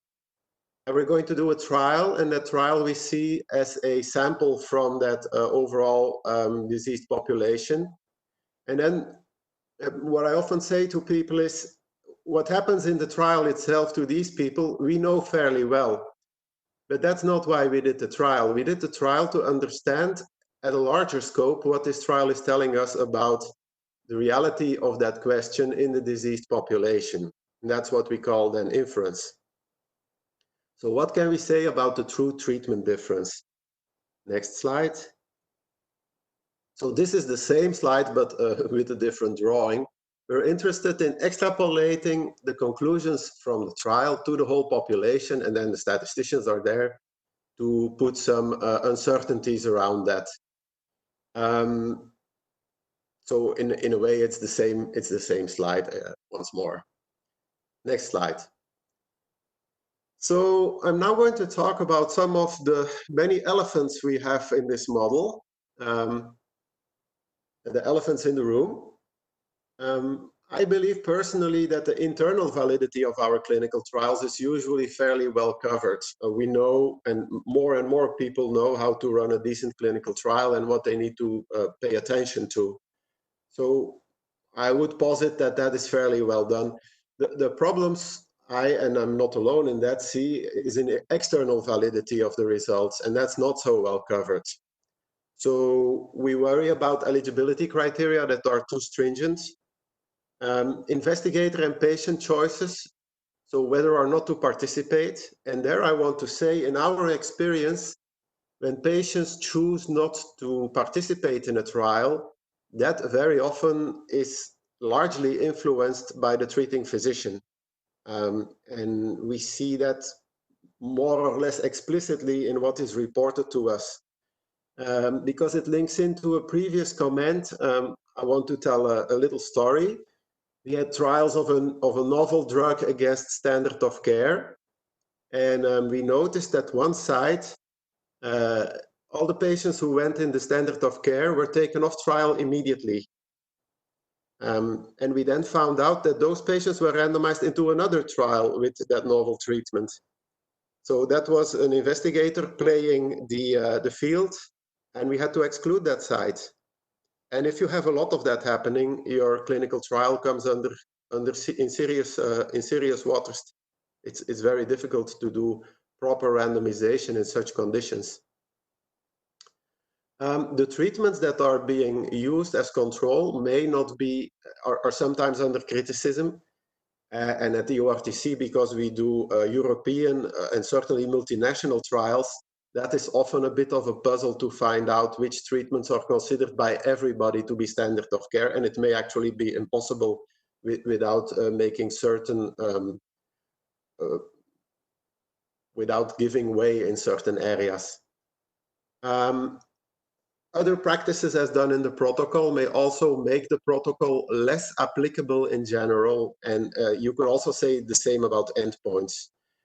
Often endpoints are open to criticism because they are, for example, too scientific, and they are not enough about the interest of the patient. So the larger question is, how relevant is the clinical trial that you run for the larger medical practice? And I would say we are in a model where the results of a selected group are extrapolated to a broader group. We know that classes of patients, such as elderly, or the sick groups of patients, patients with comorbidities, patients with not so good baseline lab values, are typically excluded from the trials. But of course, those people later on need also to be treated, and they will be treated with drugs that were found out to be reasonable in a selected group of patients. So our big elephant that I'm talking about is the external validity of our trials. And that's why Twix is a welcome addition to me. Next slide. So my case study is phase 2 trials.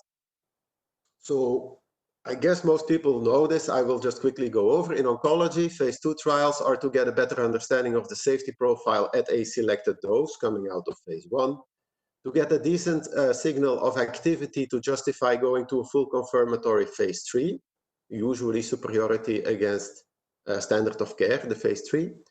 And the usual endpoints in phase 2 are response rate, progression-free rate at a fixed time point, and sometimes feasibility. And the trial sizes range from very broadly 20 to much bigger. Next slide. So this is a slide I like to show by Leslie Seymour, already an older slide, but it gives me the history that I've seen in our phase 2 trials. And I will take you through this one step by step, so you will see it a number of times. Next slide. So the old standard of phase 2 design was the single-arm trial, a response rate in 20 patients, in 30 patients, and people were quite comfortable drawing conclusions from that. Of course, statisticians tend to dislike this, but it is still something that is used a lot. Yeah, and I would say the problem with these single-arm trials is that it is very hard to put them in context. And that is precisely where Twix may come in. Next slide. So this is a slide we show at the courses organized by EORTC. I will quickly take you through it. So as it says at the bottom, it's a slide from one of our courses. Warning, warning in red, underlined, bold, against non-randomized controls. So there are biases with historical controls because of changing standards of care, changing diagnostic tools, selection criteria, changing referral patterns, and different distribution of prognostic factors. And for simultaneous but external controls, we tell people referral patterns are still different, differences in institution practice and selection of patients, and even when matching for some characteristics, such as the question at the start of the session, systematic differences will always remain. So you cannot analyze it away, is what we are saying. There are always cases that are so clear that you don't really need any statistician to be on board, and there we can refer to regulator processes for exceptional drugs.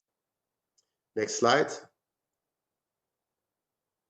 So the next type of design is, in my opinion, the hardest one to explain to people who are not a statistician. And I, as a statistician, find it very hard to justify as well. So maybe it's even hard to explain to a statistician. That is what we call non-comparative randomized trials. And we've run a lot of those at EORTC because we were saying to people, it's good to have randomization because you need an internal control. But this trial is too small to compare.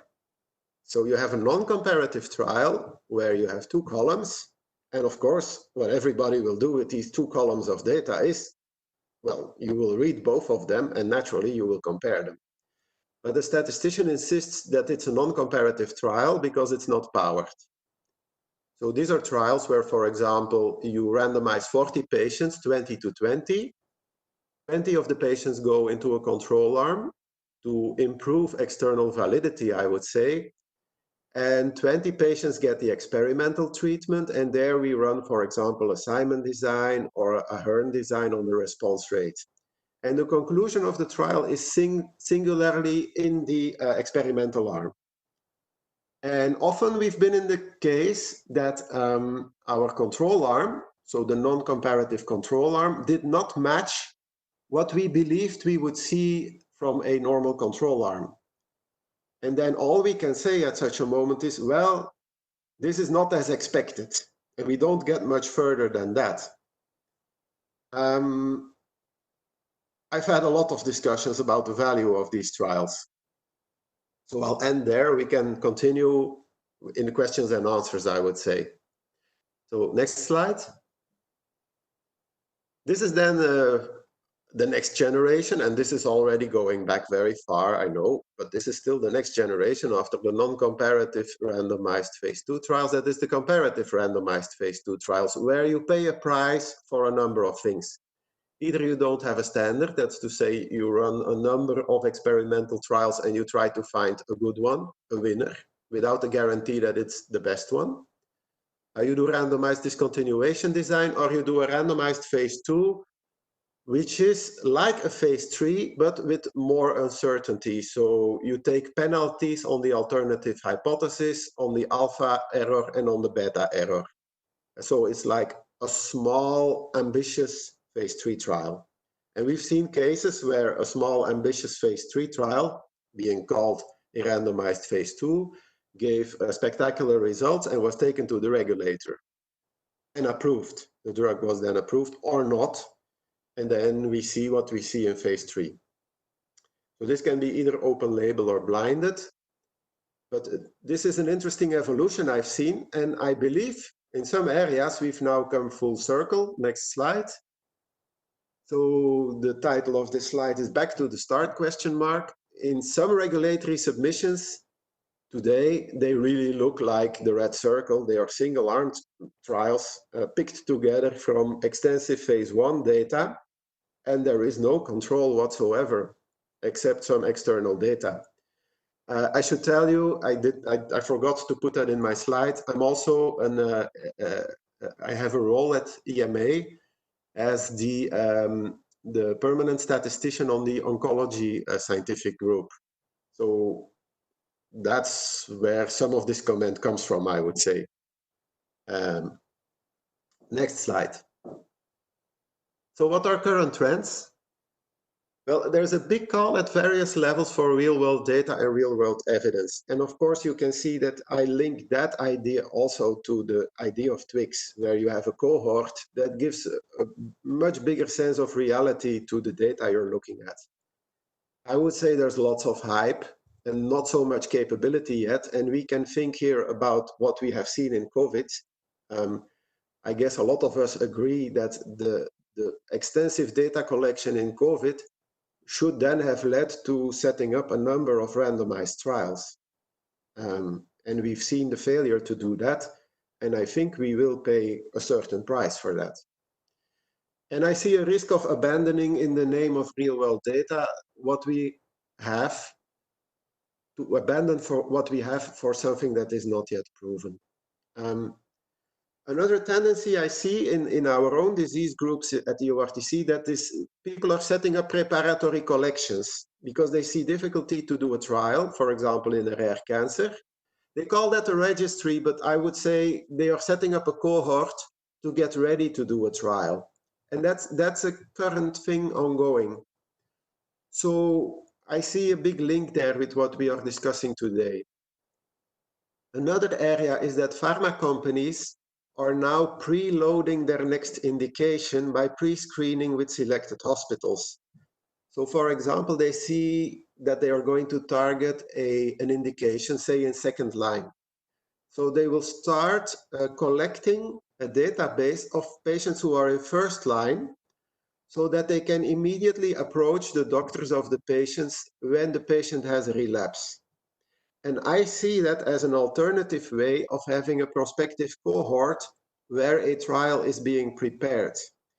And as a methodologist, I would say this is very twig-like for me. And I would be very interested to also see the data of the patients who do not end up on the trial to tell me more about the external validity of the trial that I will be looking at. Yeah. So you see that I'm looking from a certain angle at the trial within cohort idea. I'm going to tell you that I would always like to see and understand the cohort in which this trial is being run. Okay. What I also see is trials that are being set up with side cohorts to better understand the setting. And I give an example, but related to the question I asked the previous speaker. For us, it means that we have to obtain consent from everybody for whom we collect data. Next slide, sorry. I'm now on the slide that says, I may have forgotten to say that, I'm now on the slide that says EORTC study 1206. We're not going to read out this whole slide. The key is that the randomization and the actual comparison is taking place in the red ellipse at the top. But what we see here in this EORTC trial is that patients who are AR negative are also being collected. Yeah. So we see two groups of patients, the one in the green and then the ADT in cohort B, that are where we also are doing data collection. And that is implicitly doing the twigs the other way around. That is to say, we will collect data about patients who are in the neighborhood of our randomization. So I find that a very interesting evolution, and I see more and more of this. Next slide. More trends in oncology. We see targeted drugs, and I say that in a very broad sense, that are chasing for very specific subgroups. So that is, for example, a mutation in a certain indication that only exists in 1% of patients, or even less. 2% of patients or 0.5% of patients, we've seen all of these. And then researchers come to us and say, please test everybody for us with this complex testing set, and we will pay you for our percentage, our 1% of patients. The other 99%, that's your problem. It's not easy to pay for such a trial, as you can imagine. So we've started to develop a lot of thinking, and we're not alone in that. You may think of all kinds of platform trials now, but suffice to say, we set up complex trials with many sub-trials, trying to make the genomic testing worthwhile. Next slide. And here is one such example where the essential testing, this is a head and neck trial that we do. The essential testing takes place at the top in the red circle. And then after a tumor board review, we have actually resulting 7 or 8 sub-trials, which we call cohorts here, that each have their own design. So on the right in cohorts B1, B2, and B3, you see randomizations ongoing. And also in cohort I2 on the left, you see another randomization. So all the people where we find a targetable mutation go in the green cohorts with dedicated questions. And then on the left, we have to say it not so respectfully, we have a randomized immunotherapy question for the leftovers, so to speak, for everybody or all the patients where we cannot identify a targetable mutation. The idea here is that everybody belongs in the trial, and we have questions for all the patients that are in our trial. Again, this may somehow relate to the idea of a Twix. When I was talking to the chief investigator of this trial a few weeks ago, I asked the question, which percentage of the patients that you get in the hospitals that are participating actually end up on this trial? Because of course there is another eligibility check before going in this trial as well. And he said almost 50%, which for me is a very good number in the trials that we do. Ideally, I would like to run trials where all comers go into the trial, but with the eligibility criteria that we run, that is simply impossible. So almost 50% for me made me very happy at the time. Next slide. So this is what these are the types of designs we run in each of these cohorts: single arm, one stage, randomized 2-to-1 versus standard care. So that's a randomized comparative. Or two-stage Simon Minimax design, that is a randomized non-comparative design. So that's happening all within this particular trial. Next slide. So in view of all of the above in general, because I know I have said very little about Twix, but I've said a lot around Twix, I would love to be in a status where a Twix is possible.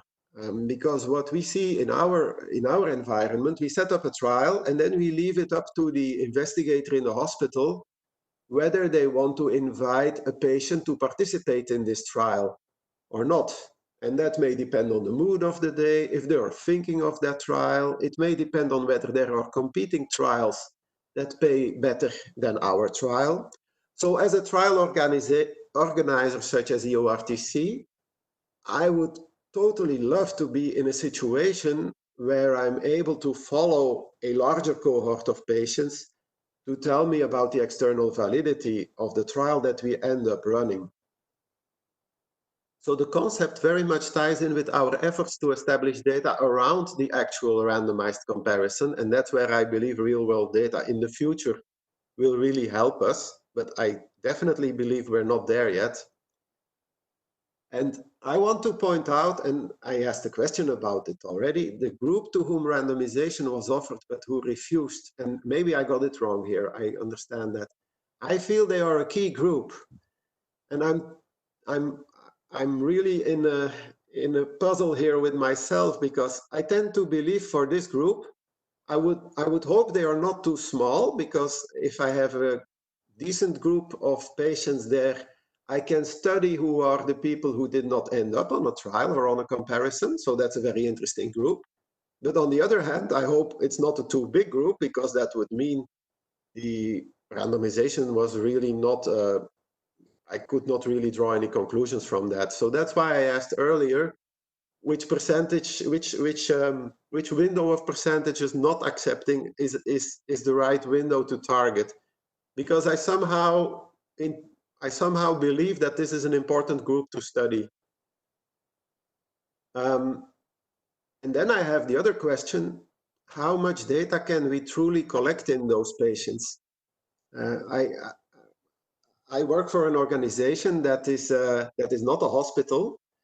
So we are very much scrutinized by regulatory offices in every country to tell us when we are crossing the line.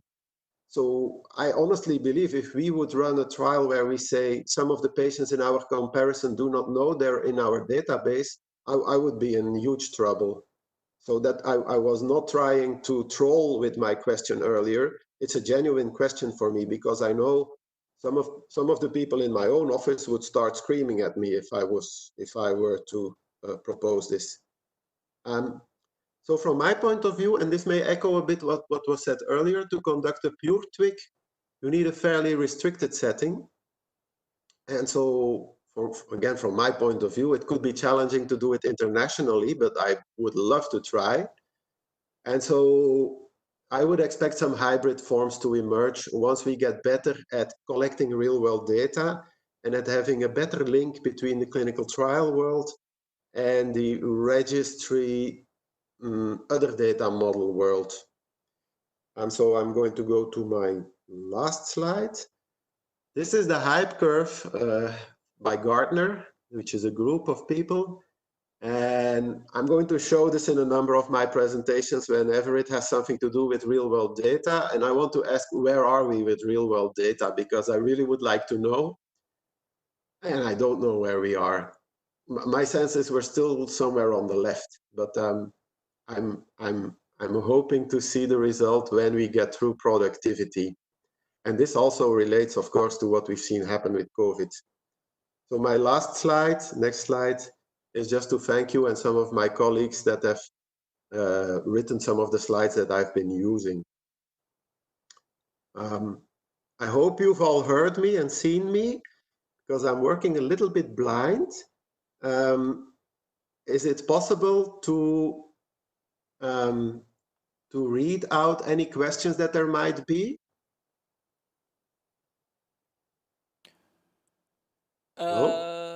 Oh, you're still there. I had an imagination that I had been talking to myself all the time.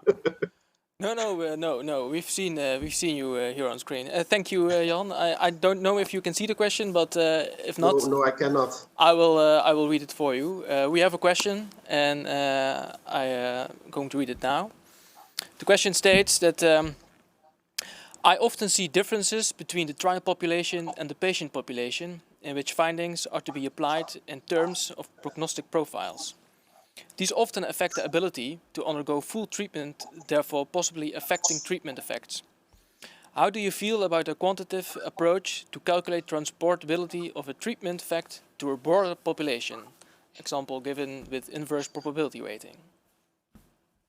We've done a study of inverse probability weighting where our conclusion was that if the model is poor, it exaggerates the trial effect. And notably, we did that study in the context of crossover. So where after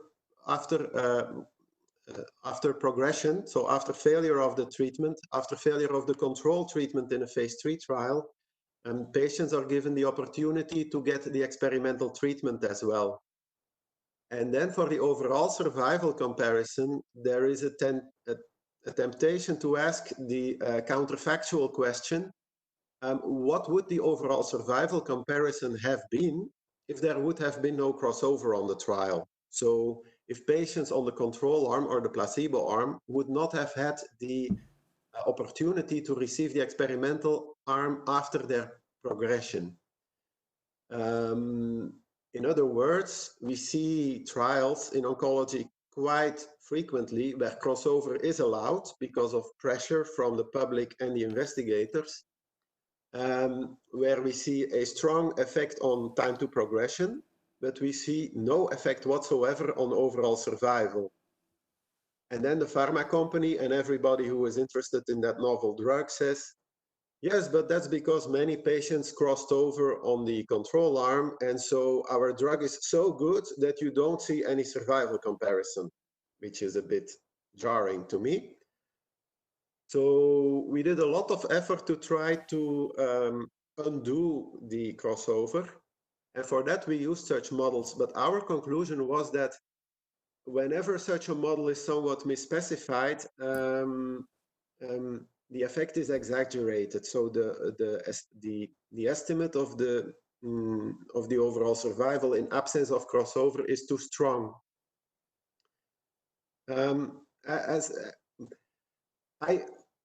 I believe we do need randomization for very good reasons, and I'm very concerned that our randomized trials indeed have that huge defect that they are only for a relatively healthy group and relatively young group. And I'm struggling with it. And I personally would prefer to include wider groups of patients into the actual trials rather than trying to do something with fancy analyses, because I believe they have serious defects and unascertainable. I don't know if I'm giving the full answer, but that would be my answer. All right, thank you. I hope this answers the question. We have a next question. Can you elaborate a little bit more about the comparison you should do between the cohort and the twig population? What would you like to see in such a case? Would you also include this, for example, in a baseline table? I'm going to defer that to the next speaker. I would do a lot of sensitivity analysis personally. I would do a lot of analyses into patients who did not consent after finding out that they were being proposed the experimental treatment, because as I said, I believe that is a key group. Of course, in the ideal twig trial, there are no refusers. That means you have a hugely acceptable intervention. But I'm assuming that there will also always be people who see it as not optimal for them. What is the right analysis technique? I don't know. I don't have enough experience working with twigs, and if we were going to do one, we would have to devote serious time thinking about all of them. So for me personally, I would start reading what all of you are writing about it and then try to make up my mind. Thank you. Were there any further questions? I see no question popping up right now. Then I'll have a question for you, Jan, if I may. Yeah, sure, please. Since you have a lot of experience in oncology, and you said already that you would love to be part of a study which operates according to a TWIGS design. You also said that consent is needed for control patients. But these patients in full TWIG do not get consent about a new intervention.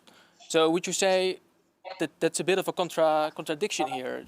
How would you think about that?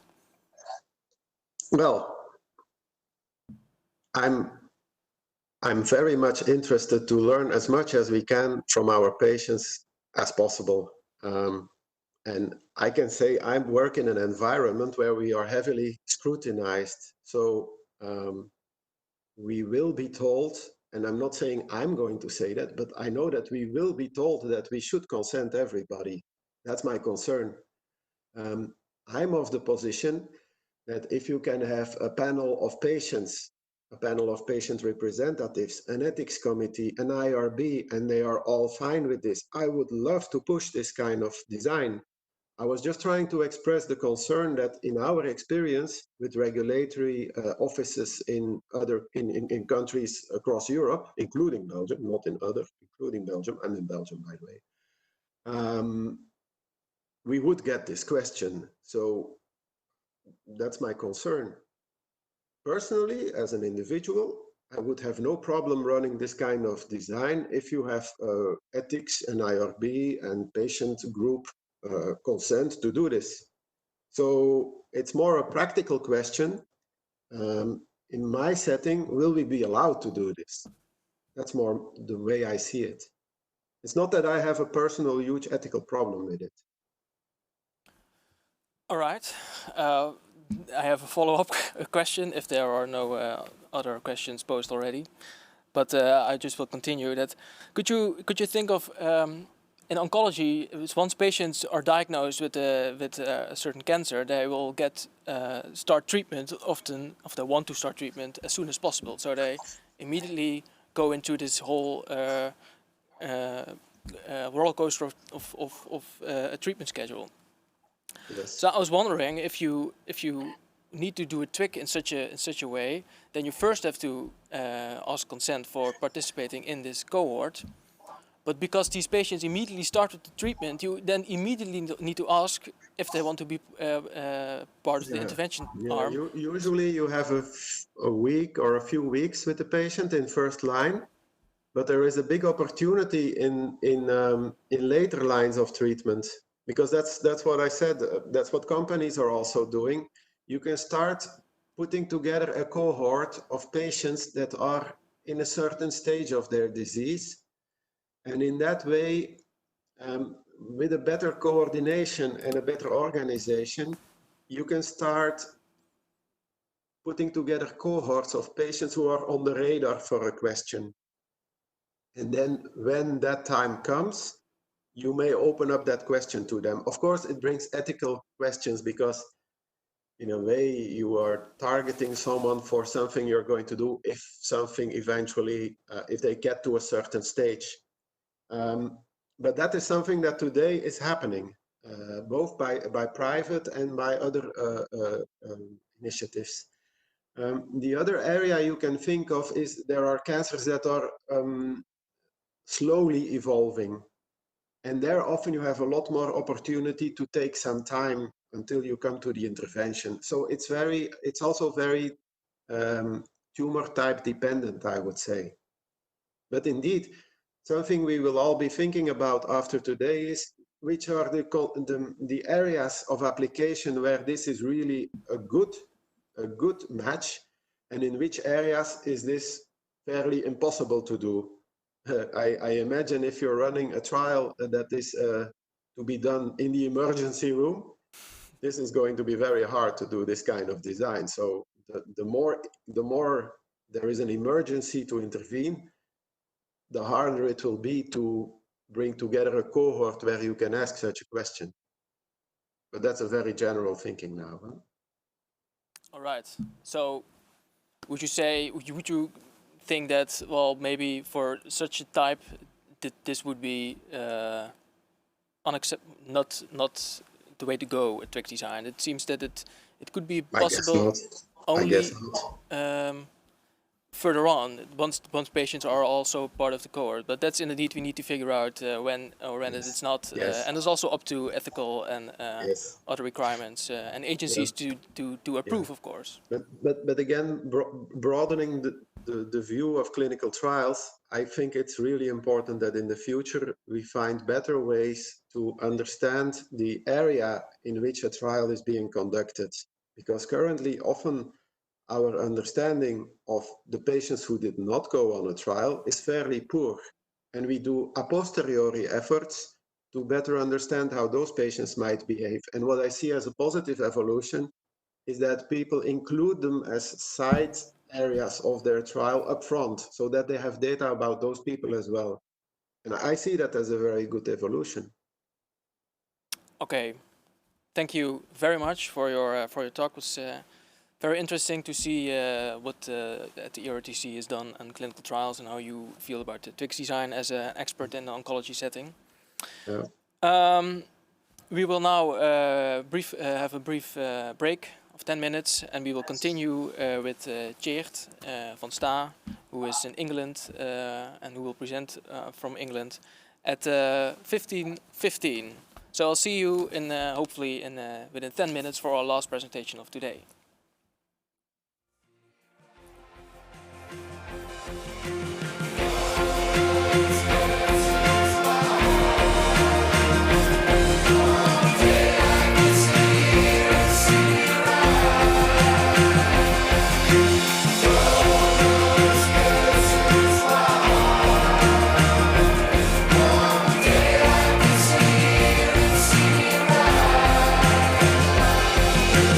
Go!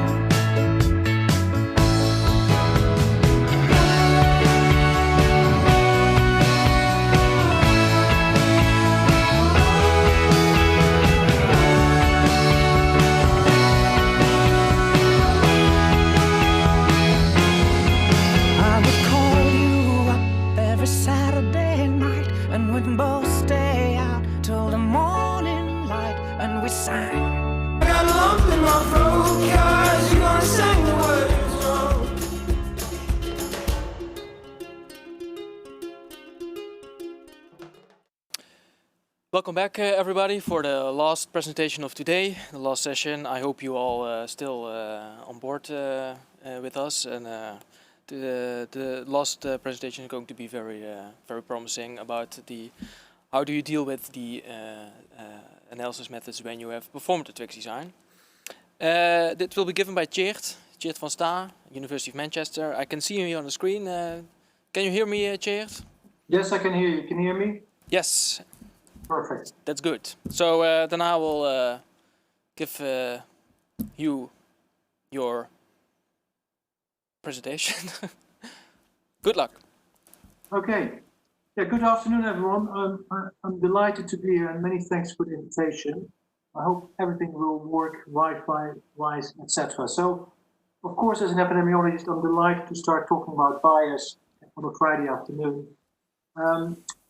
I'm going to touch a whole series of things, and the main conclusion I'm trying to make is that all designs will have limitations. We have to be aware of them. We have to be vigilant on biases. But personally, I don't believe we have such a thing as a gold standard design. Even the kind of classic double-blind or triple-blind randomized trial will have potential limitations. So we have to be aware of that. So, but I'll go through various things. Next slide, please.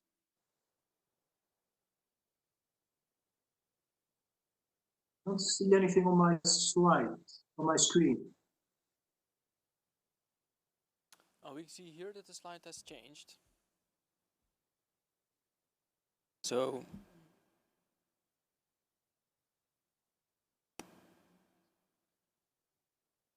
I will go. Yeah, okay, this slide number 2.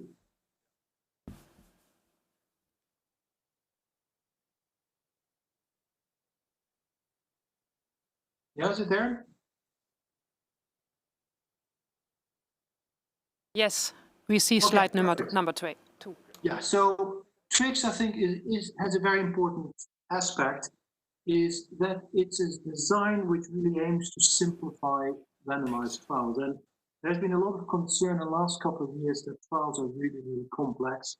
They are very expensive, they're very costly, difficult to do, etc. And I just had a recent example. I was working with colleagues in Christian Hospital, large cancer hospital in Manchester, and we're talking about wanting to do a trial between comparing different radiotherapy strategies. And the immediate reaction was it's too complex, and which I think is really sad. Our best method for conducting research is made quite difficult. So there has been a movement towards trying to simplify the way we do trials, trying to improve the designs like Twix, which I think is important. And also another important aspect of Twix is you don't build your data infrastructure just for one trial, like what we currently often do. You actually build it for a series of trials. You integrate routine data collection with your trial machinery, which I think is really important.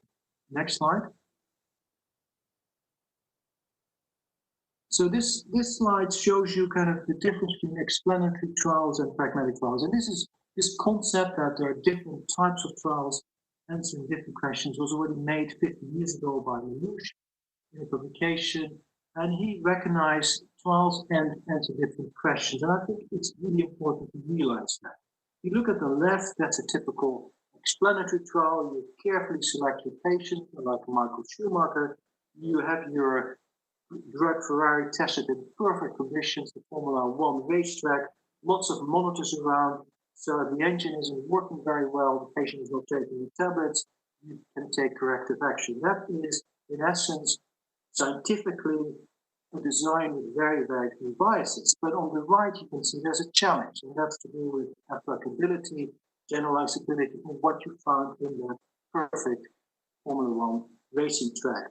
The question of how well does that drug Ferrari work in day-to-day practice when you have traffic jams, when your drivers are all kind of shapes and forms, that you haven't answered in this perfectly designed system on your Formula One racetrack. So you can immediately see, yes, you can design an experiment, a perfect scientific experiment, but that may come at a cost of how well does it actually work in a very complex system.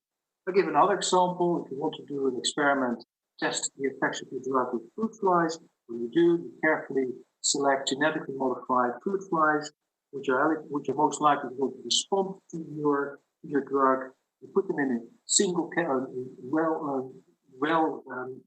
well designed cages, all the same. Everything is the same except one thing, which is the application of the intervention or not.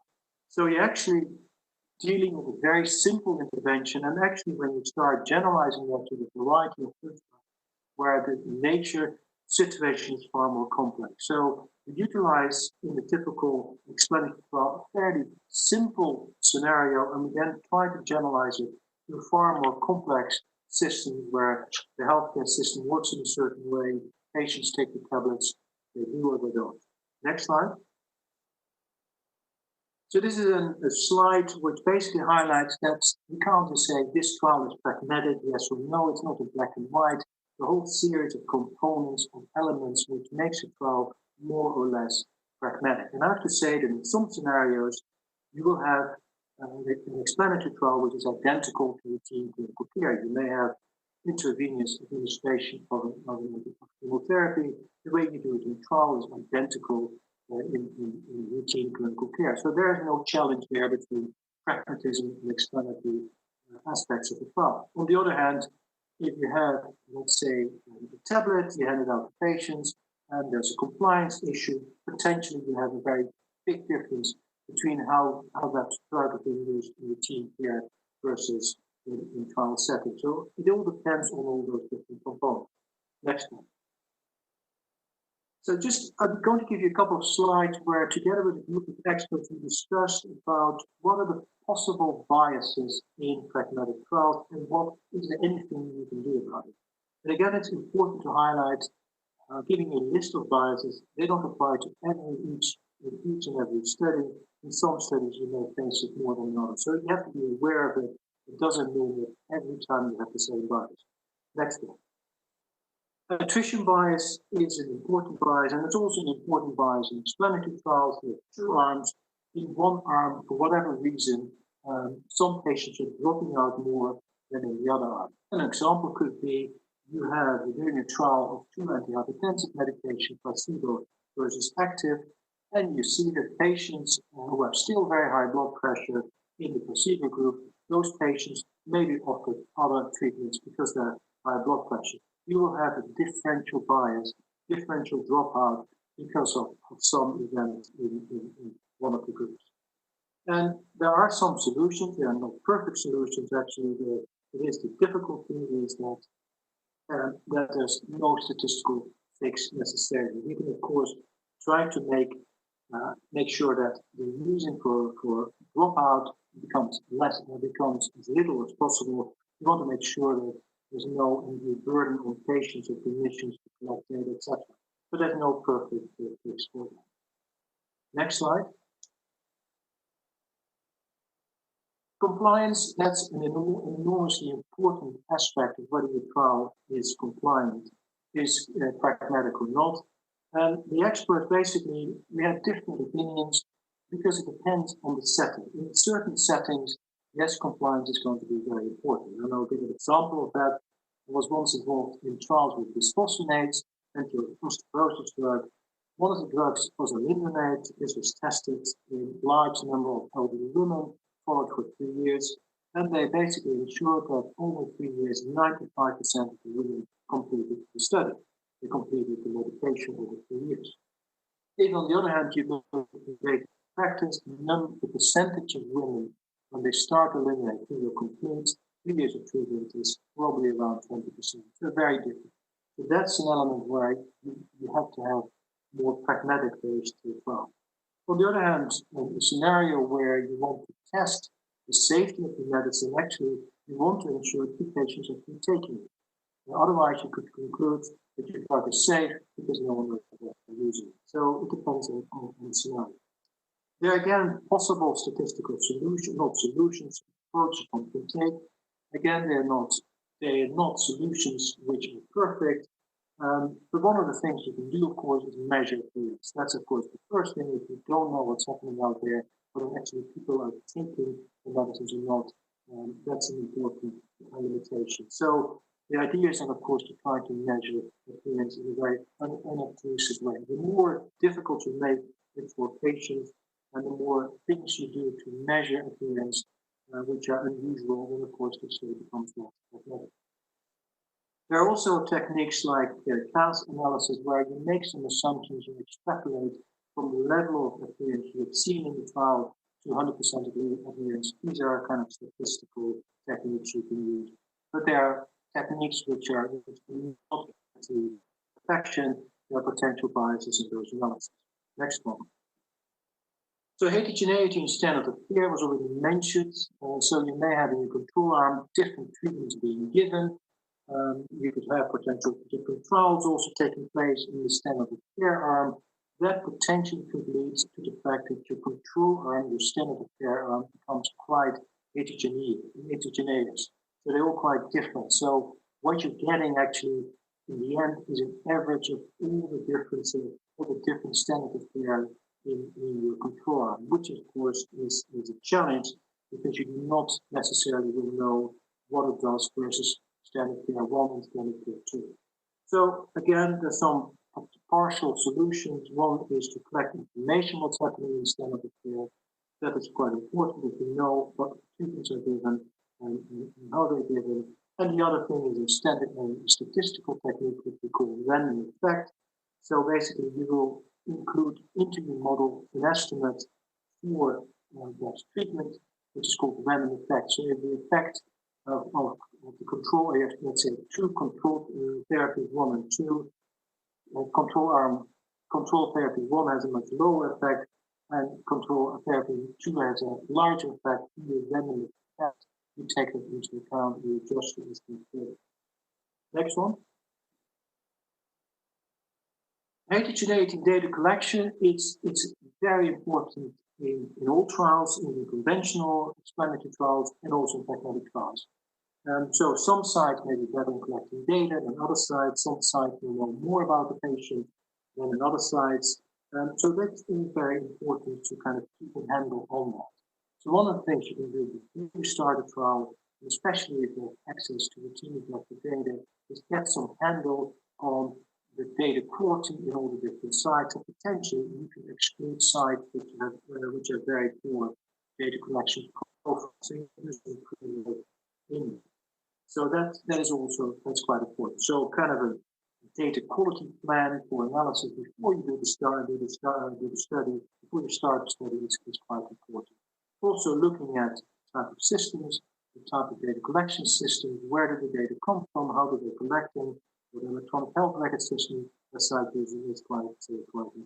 So this is mostly addressed before the study starts, and the amount of tools one has after the study is completed is probably quite the opportunities there are, the solutions are less. Next one.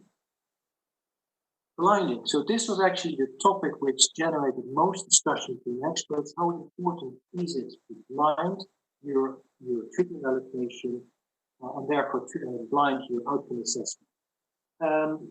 Some experts felt like blinding is not very difficult, it's quite simple to do, what's all the fuss about? And another group of experts, me included, think this is a very important component, even if blinding is easy to do, which I don't think it is. You change behavior, you need complex systems to make sure that there is 24-hour de-blinding processes available, etc., etc. So I think it is a very important aspect of blinding, but it comes at a cost. If you do an open study with potentially collecting outcome data where patients know that they're allocated to the intervention. There's one thing I have to say is that blinding, of course, we often talk a lot about it, but in my view, in some cases, even in double-blind placebo-controlled trials, blinding is a bit of a fake news. I don't think that in all trials we are doing blinding is actually happening. And for the simple reason, I give an example, I was involved in a trial comparing different antiarrhythmic drugs. Yeah, the clinician only had to do an ECG to find out that the patient was most likely using the intervention drug because of the changes in the ECG. If you have a drug which has immediate effects on the patient, on the immediate side effects or whatever, the patient also can say, oh, I'm likely to do an intervention or not. If you're involved in a study testing antihypertensives versus placebo, your blood pressure drops a lot, you're not 50-50 placebo or intervention, you're probably more likely to be intervention. So blinding is not 100% in all of our trials. So I think it's a bit overstated how important it is. Having said that, of course, when you're measuring outcome, let's say subjective outcomes, there's a potential that patients and clinicians may answer differently when they know the patient. So the typical approach or the typical solution is to use what we call harder outcomes. So if you measure hard clinical outcomes where the measurement is less dependent on knowing the treatment allocation, those outcomes may be less susceptible to the effects of lack of blinding. So, for example, if you're measuring mortality, the status of mortality or death is not dependent on the clinician knowing the patient is using the intervention or not. Having more subjective outcomes like pain measurements, etc., there is a potential for more bias. On the other hand, if patients and clinicians think that actually the new intervention is not that different from the old intervention, there's true equipoise, you may also have less bias. So again, this is not black and white, it depends on the next one. So now moving to tricks specifically. So we talked a lot about it. Tricks has an inherent strength that you only need to do work, let's say, with the intervention arm. But of course, the challenge with that is that you approach people, you randomize them to the intervention arm, and they can say no. So potentially there's a risk of bias. And so the challenge is that the people who say no, they're still part of the intervention arm. Unlike in a conventional trial, you first ask for consent and then you randomize. This is important. So we've done some work a couple of years ago where we tested in a simulation model the effects of this refusal rate on either bias, so we get a wrong effect estimate, or on power. Next slide. So in the simulation, and this is purely simulation, it depends on the numbers you put in, the answer you get out. We just want to test. In this case, we have 30% of the patients saying no. And in this simulation, we assumed that the patients saying no are different from the patients saying yes. If saying no is completely random, so there's no difference between patients saying no and patients saying yes, basically what you see is there's no bias in the effect estimate if you have less power, which you can do with. But if there's kind of a hidden bias in the people saying no, then potentially you have challenges. So what we did is we tested that in the simulation model, and we tested the effects of this bias on the effect estimate. So on the y-axis, you have percent bias in the effect estimate. So the dark black line means 0% bias, so you get the right answer, and the above you get an overestimate and underneath you get an underestimate in the scenario. We then applied different techniques, so we basically did intent to treat analysis, per protocol analysis, so we just analyzed the group of patients who actually got the treatment, and then we applied instrumental variable analysis. So instrumental variable, I'm trying to explain it. The best example I know of was a study where they wanted to evaluate the onset of antithrombotic therapy in patients with a heart attack. So patients that had a heart attack, and they basically wanted to evaluate how, if you give antithrombotic therapy immediately, is that better than if you delay by an hour, 2 hours, etc. And they found this instrumental variable, which was how far away the patients live from the hospital. So the instrumental variable is related to the exposure, in this case, timing of getting the treatment, and it's unrelated with respect to the outcome. In other ways, there's no confounding. Patients living near the hospital are the same with respect to socioeconomic class, etc., with respect to patients living further away. So instrumental variable, if you have a good instrument, is perfect. On the other hand, there are some assumptions, like there's no in measure confounding, which are impossible sometimes to check. So that's the problem in instrumental variable analysis. But in this case, we used instrumental variable analysis and we modeled the relationship between treatment allocation and actually taking on treatment. So that is the two different techniques we use, two different measures. You can see that in this scenario, it moved towards getting the right estimate, but you didn't get the right estimate. So there was still a remaining bias. And of course, the actual numbers will vary by all the assumptions you can do. So two comments, additional comments, you can say, 30% refusal. We also see that outside the trial, therefore it's not a problem. That's incorrect. The problem with this refusal is you're trying to measure the effect, and this refusal will have a direct impact on the effect estimate. So you can get completely the wrong estimate because of this refusal. So the fact that it's the same as outside the trial is irrelevant. The second comment is, of course, what do you do about it? I mean, first of all, I think you need to, before you start a trick trial, you need to really think carefully about how big the refusal is going to be. If you don't have a substantial refusal rate, it's probably better not to do a trick. And you can do simulations around trying to estimate the possible effects, taking into account the effect estimate, the expected effect estimate of the intervention. The second thing you can do post hoc, which then of course you can do that with instrumental variable, is also looking at the people who actually refused and see whether they're different in some ways than the others. But having said that, those analyses are important, but there's no guarantee you're getting the right answer. There's always still the possibility, like in almost any observational study, of getting the wrong answer. So you can do it as a sensitivity analysis, but you will almost never know if you got the right answer. The next one. So this is looking at the power, the effects of refusal on power. Again, it varies by relationship between who refused power. Is this a random sample or are they related to the underlying characteristics? And again, the various statistical techniques we have may only partially affect that. But power, of course, is easier in a way to deal with because you can recruit patients. Next slide. Yeah, so I've talked a lot about biases, and as an epidemiologist, I always love to do that. But there's an important aspect that we need to be aware of bias the way we minimize it. Minimizing bias by design is often the most important one.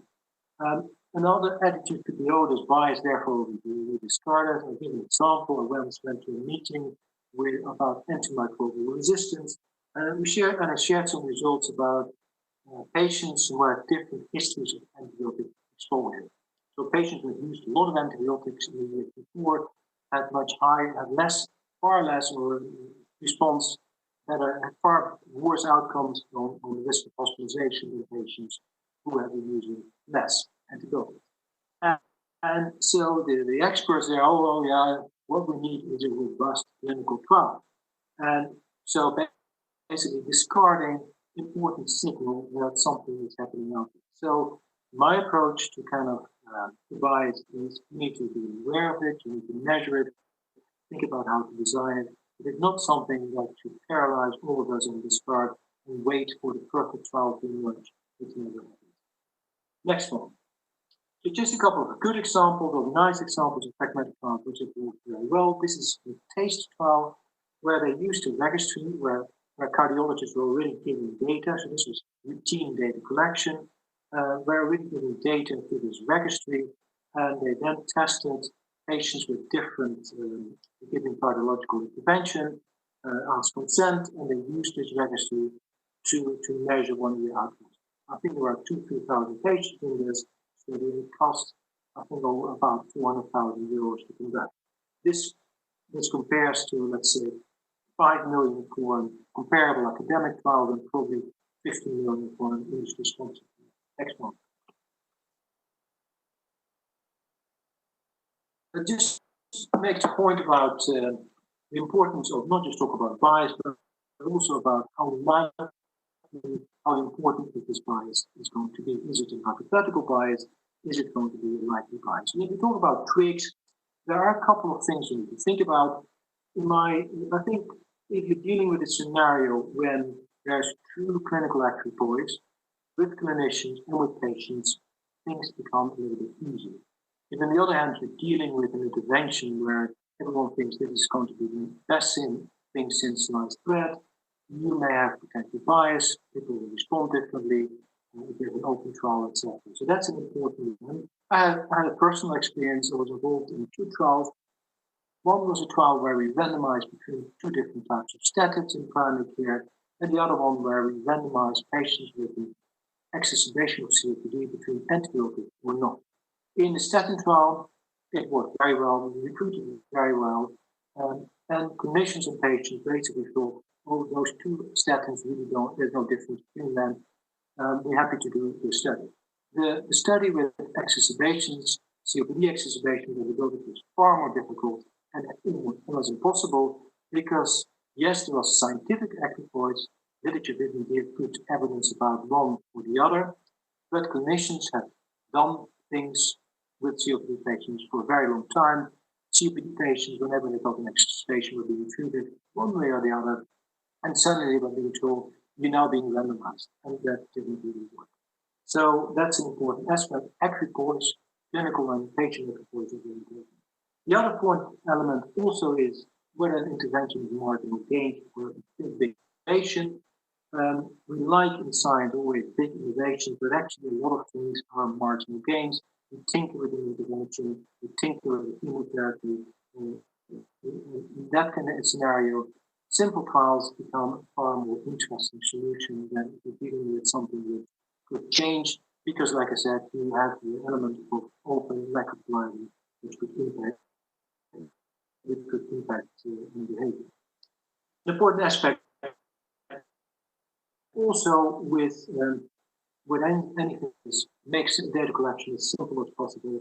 The simpler things that you collect, the less likely biases may occur, because otherwise you may end up with patients or clinicians not completing information. So in any design, you need to think about what are the potential biases before you do the study and assess the potential impact. In some cases, the tricks design may not be possible because, for example, the outcome measure you're trying to do may be affected by a significant bias due to blinding. Next one. Now, this is just a conventional trials, double-blind, triple-blind controlled trials. We see that as the gold standard, and we believe there's no bias in there. I think that is complete nonsense. There's, I once talked to a trial statistician who said, oh, the only thing I do is I look at the case report forms and I analyze those data. The guy had no understanding whatsoever whether they came from. You know, whether the sites, how the sites were collecting data, what the research nurse did in order to transcribe the information from the messy paper record into the beautiful structured case report form. So that's an example where there's also bias, because you don't know whether the data come from, whether they're complete, and who did the transcription from this very messy, incomplete record into this beautiful case report form. Next one. So just about another example to what I was involved in as well is trying to make trials simpler. And in this scenario, we use electronic health records as the vehicle to recruit patients and as a vehicle to monitor patients post-randomization. Next slide.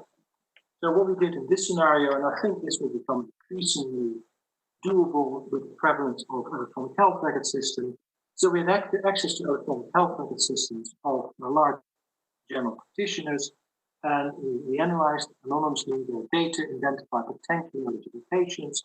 So in this case, patients who could be eligible for statin prescription in primary care. This was based on the risk score. That information was then sent back to the electronic health record to the screen where the GP was working. And whenever the patient was being seen by the GP could get a flag saying this patient is eligible. If you have time, please get more information. If they did, they could go to a website with information about the study. And of course, they knew about the study beforehand. But the GP then would answer 3 questions. Is the patient eligible for the statin? does the patient consent, and does the patient have no side effects to statins? If they answered those questions, the patient was randomized, and actually the rest of follow-up was done through the electronic health records, measuring whether the patient was still taking their statin a couple of months later, whether they still came back to repeat prescription. We could measure a heart attack and to link it to other data sources, which are disease registries for heart attacks. We could measure in those data sets as well whether they have been admitted to hospital for heart attack. So that, in essence, was a very simple system to recruit and follow patients. The GPs liked this approach because they said these are all patients. But the biggest difficulty was the imposition of the GCP. They had to complete the GCP training. They had to do protocol training into how to prescribe statin. So all those practical, in my view, completely necessary requirements led to a large dropout in the number of GPs participating. But it provides a model for some clinical questions where you could do a study quite quickly and very likely. Next one. So that's my conclusions. I think, yeah, all studies have limitations, some more than others, and it all depends. The limitation depends on the setting, on the research question, and that's something we need to think about.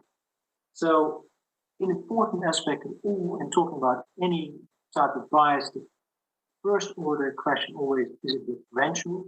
Does it vary between intervention and a comparison group, or is it non-differential? And in principle, differential biases we tend to be more worried about than non-differential bias. But that's in general, it's not always the case.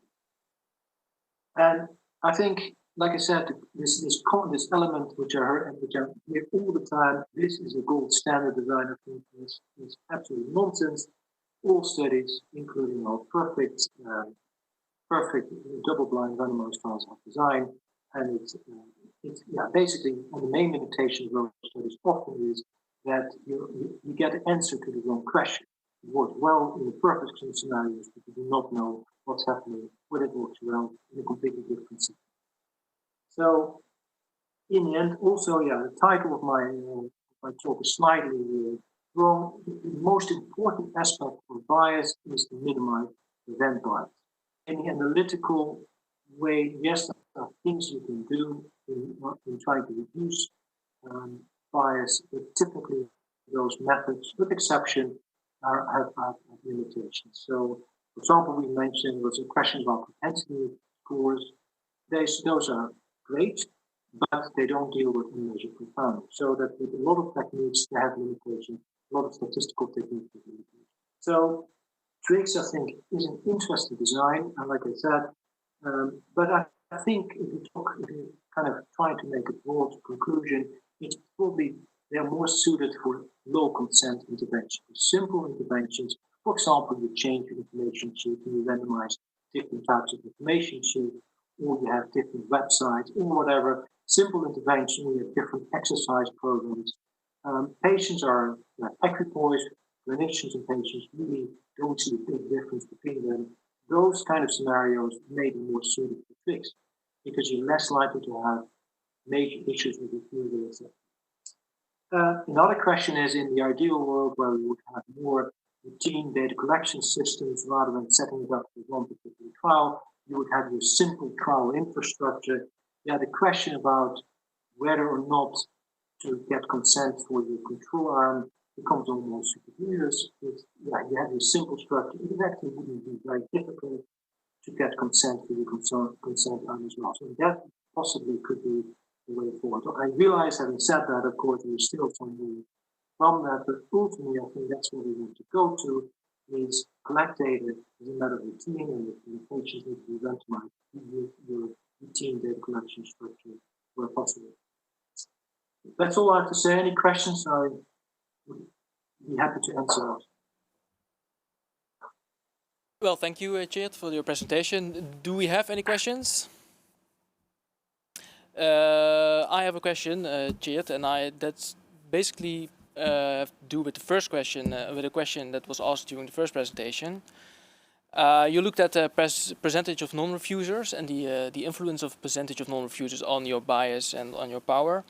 And what did you also see, or what do you think is which percentage of what percentage of non-refusers would lead to a completely failed trial? So a lot of bias and very low power. Is there something you can say about that, or? No, that's not. It's impossible to answer. It depends on the situation. If, for example, you have 10% refusal rate, but in your 10% refusers are all the high-risk patients, then you have a big problem. So it depends on the underlying risk distribution in your population. If it's normally distribution versus extreme distributions of high and low risk. All those elements will impact on the effective bias. And yeah, we did a simulation, so whatever number you put in, you get a different answer. But there's no hard and fast rule to say 10% is the threshold. What is important, and it was mentioned by others as well, that you measure the people who are refusers, that you know, that you get a good idea about what actually happens with them. So, because that information you can use in any post-hoc statistical adjustments, etc. All right. So I would assume that it could maybe be, this answer would maybe be found when performing additional simulations studies. Another related, or no, yeah, more or less related question I have is, you said something about the power. Have you any recommendations for investigators when designing such a trial for their power calculations? What would be your take-home message for them? I mean, power power calculations are always very challenging. Yes, you have a number. The expected effect estimate, the expected incidence. In a typical trial, often the incidence of outcomes is lower.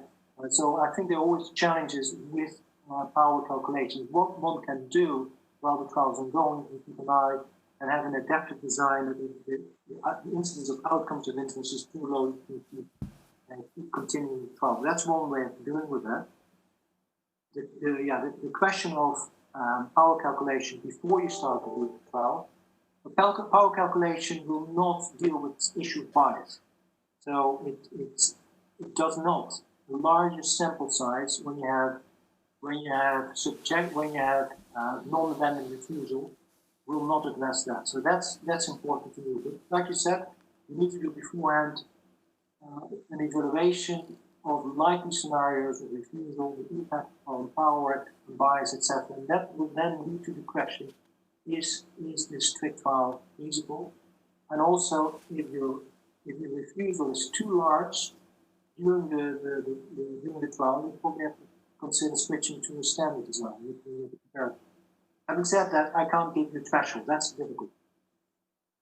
All right, thank you. No, I can imagine that you cannot give us a hard number, but I think it's important to realize that you have to take into account the expected refusal rate when powering your trial, powering text design, and to see if your cohort is large enough to include, to increase your trial once you find out that the the refusal rate is much higher than expected. So I think that's a good thing to consider when designing such a trial. Well, thank you, Tjeerd, for your presentation. This will, with Tjeerd ending, we have reached the end of this conference today. I hope you all had an informative afternoon and you know more about trials in cohorts and the relation to other pragmatic trials. The presentations and the recordings of the broadcasts will become available on our website soon, so you can all go to our website once it is available and watch it back and look at the presentations at your own convenience. I want to pay special thanks to the speakers of today, Kit Roes, Anne May, Jan Bogaerts and Tjeerd van Staa, for their helpful and very interesting insights. And I hope I'll see you, or I don't see you, but I hope I will see you someday soon, or I will hear from you someday. Thank you very much. I'm going on during this time. I feel there's no one to save me. This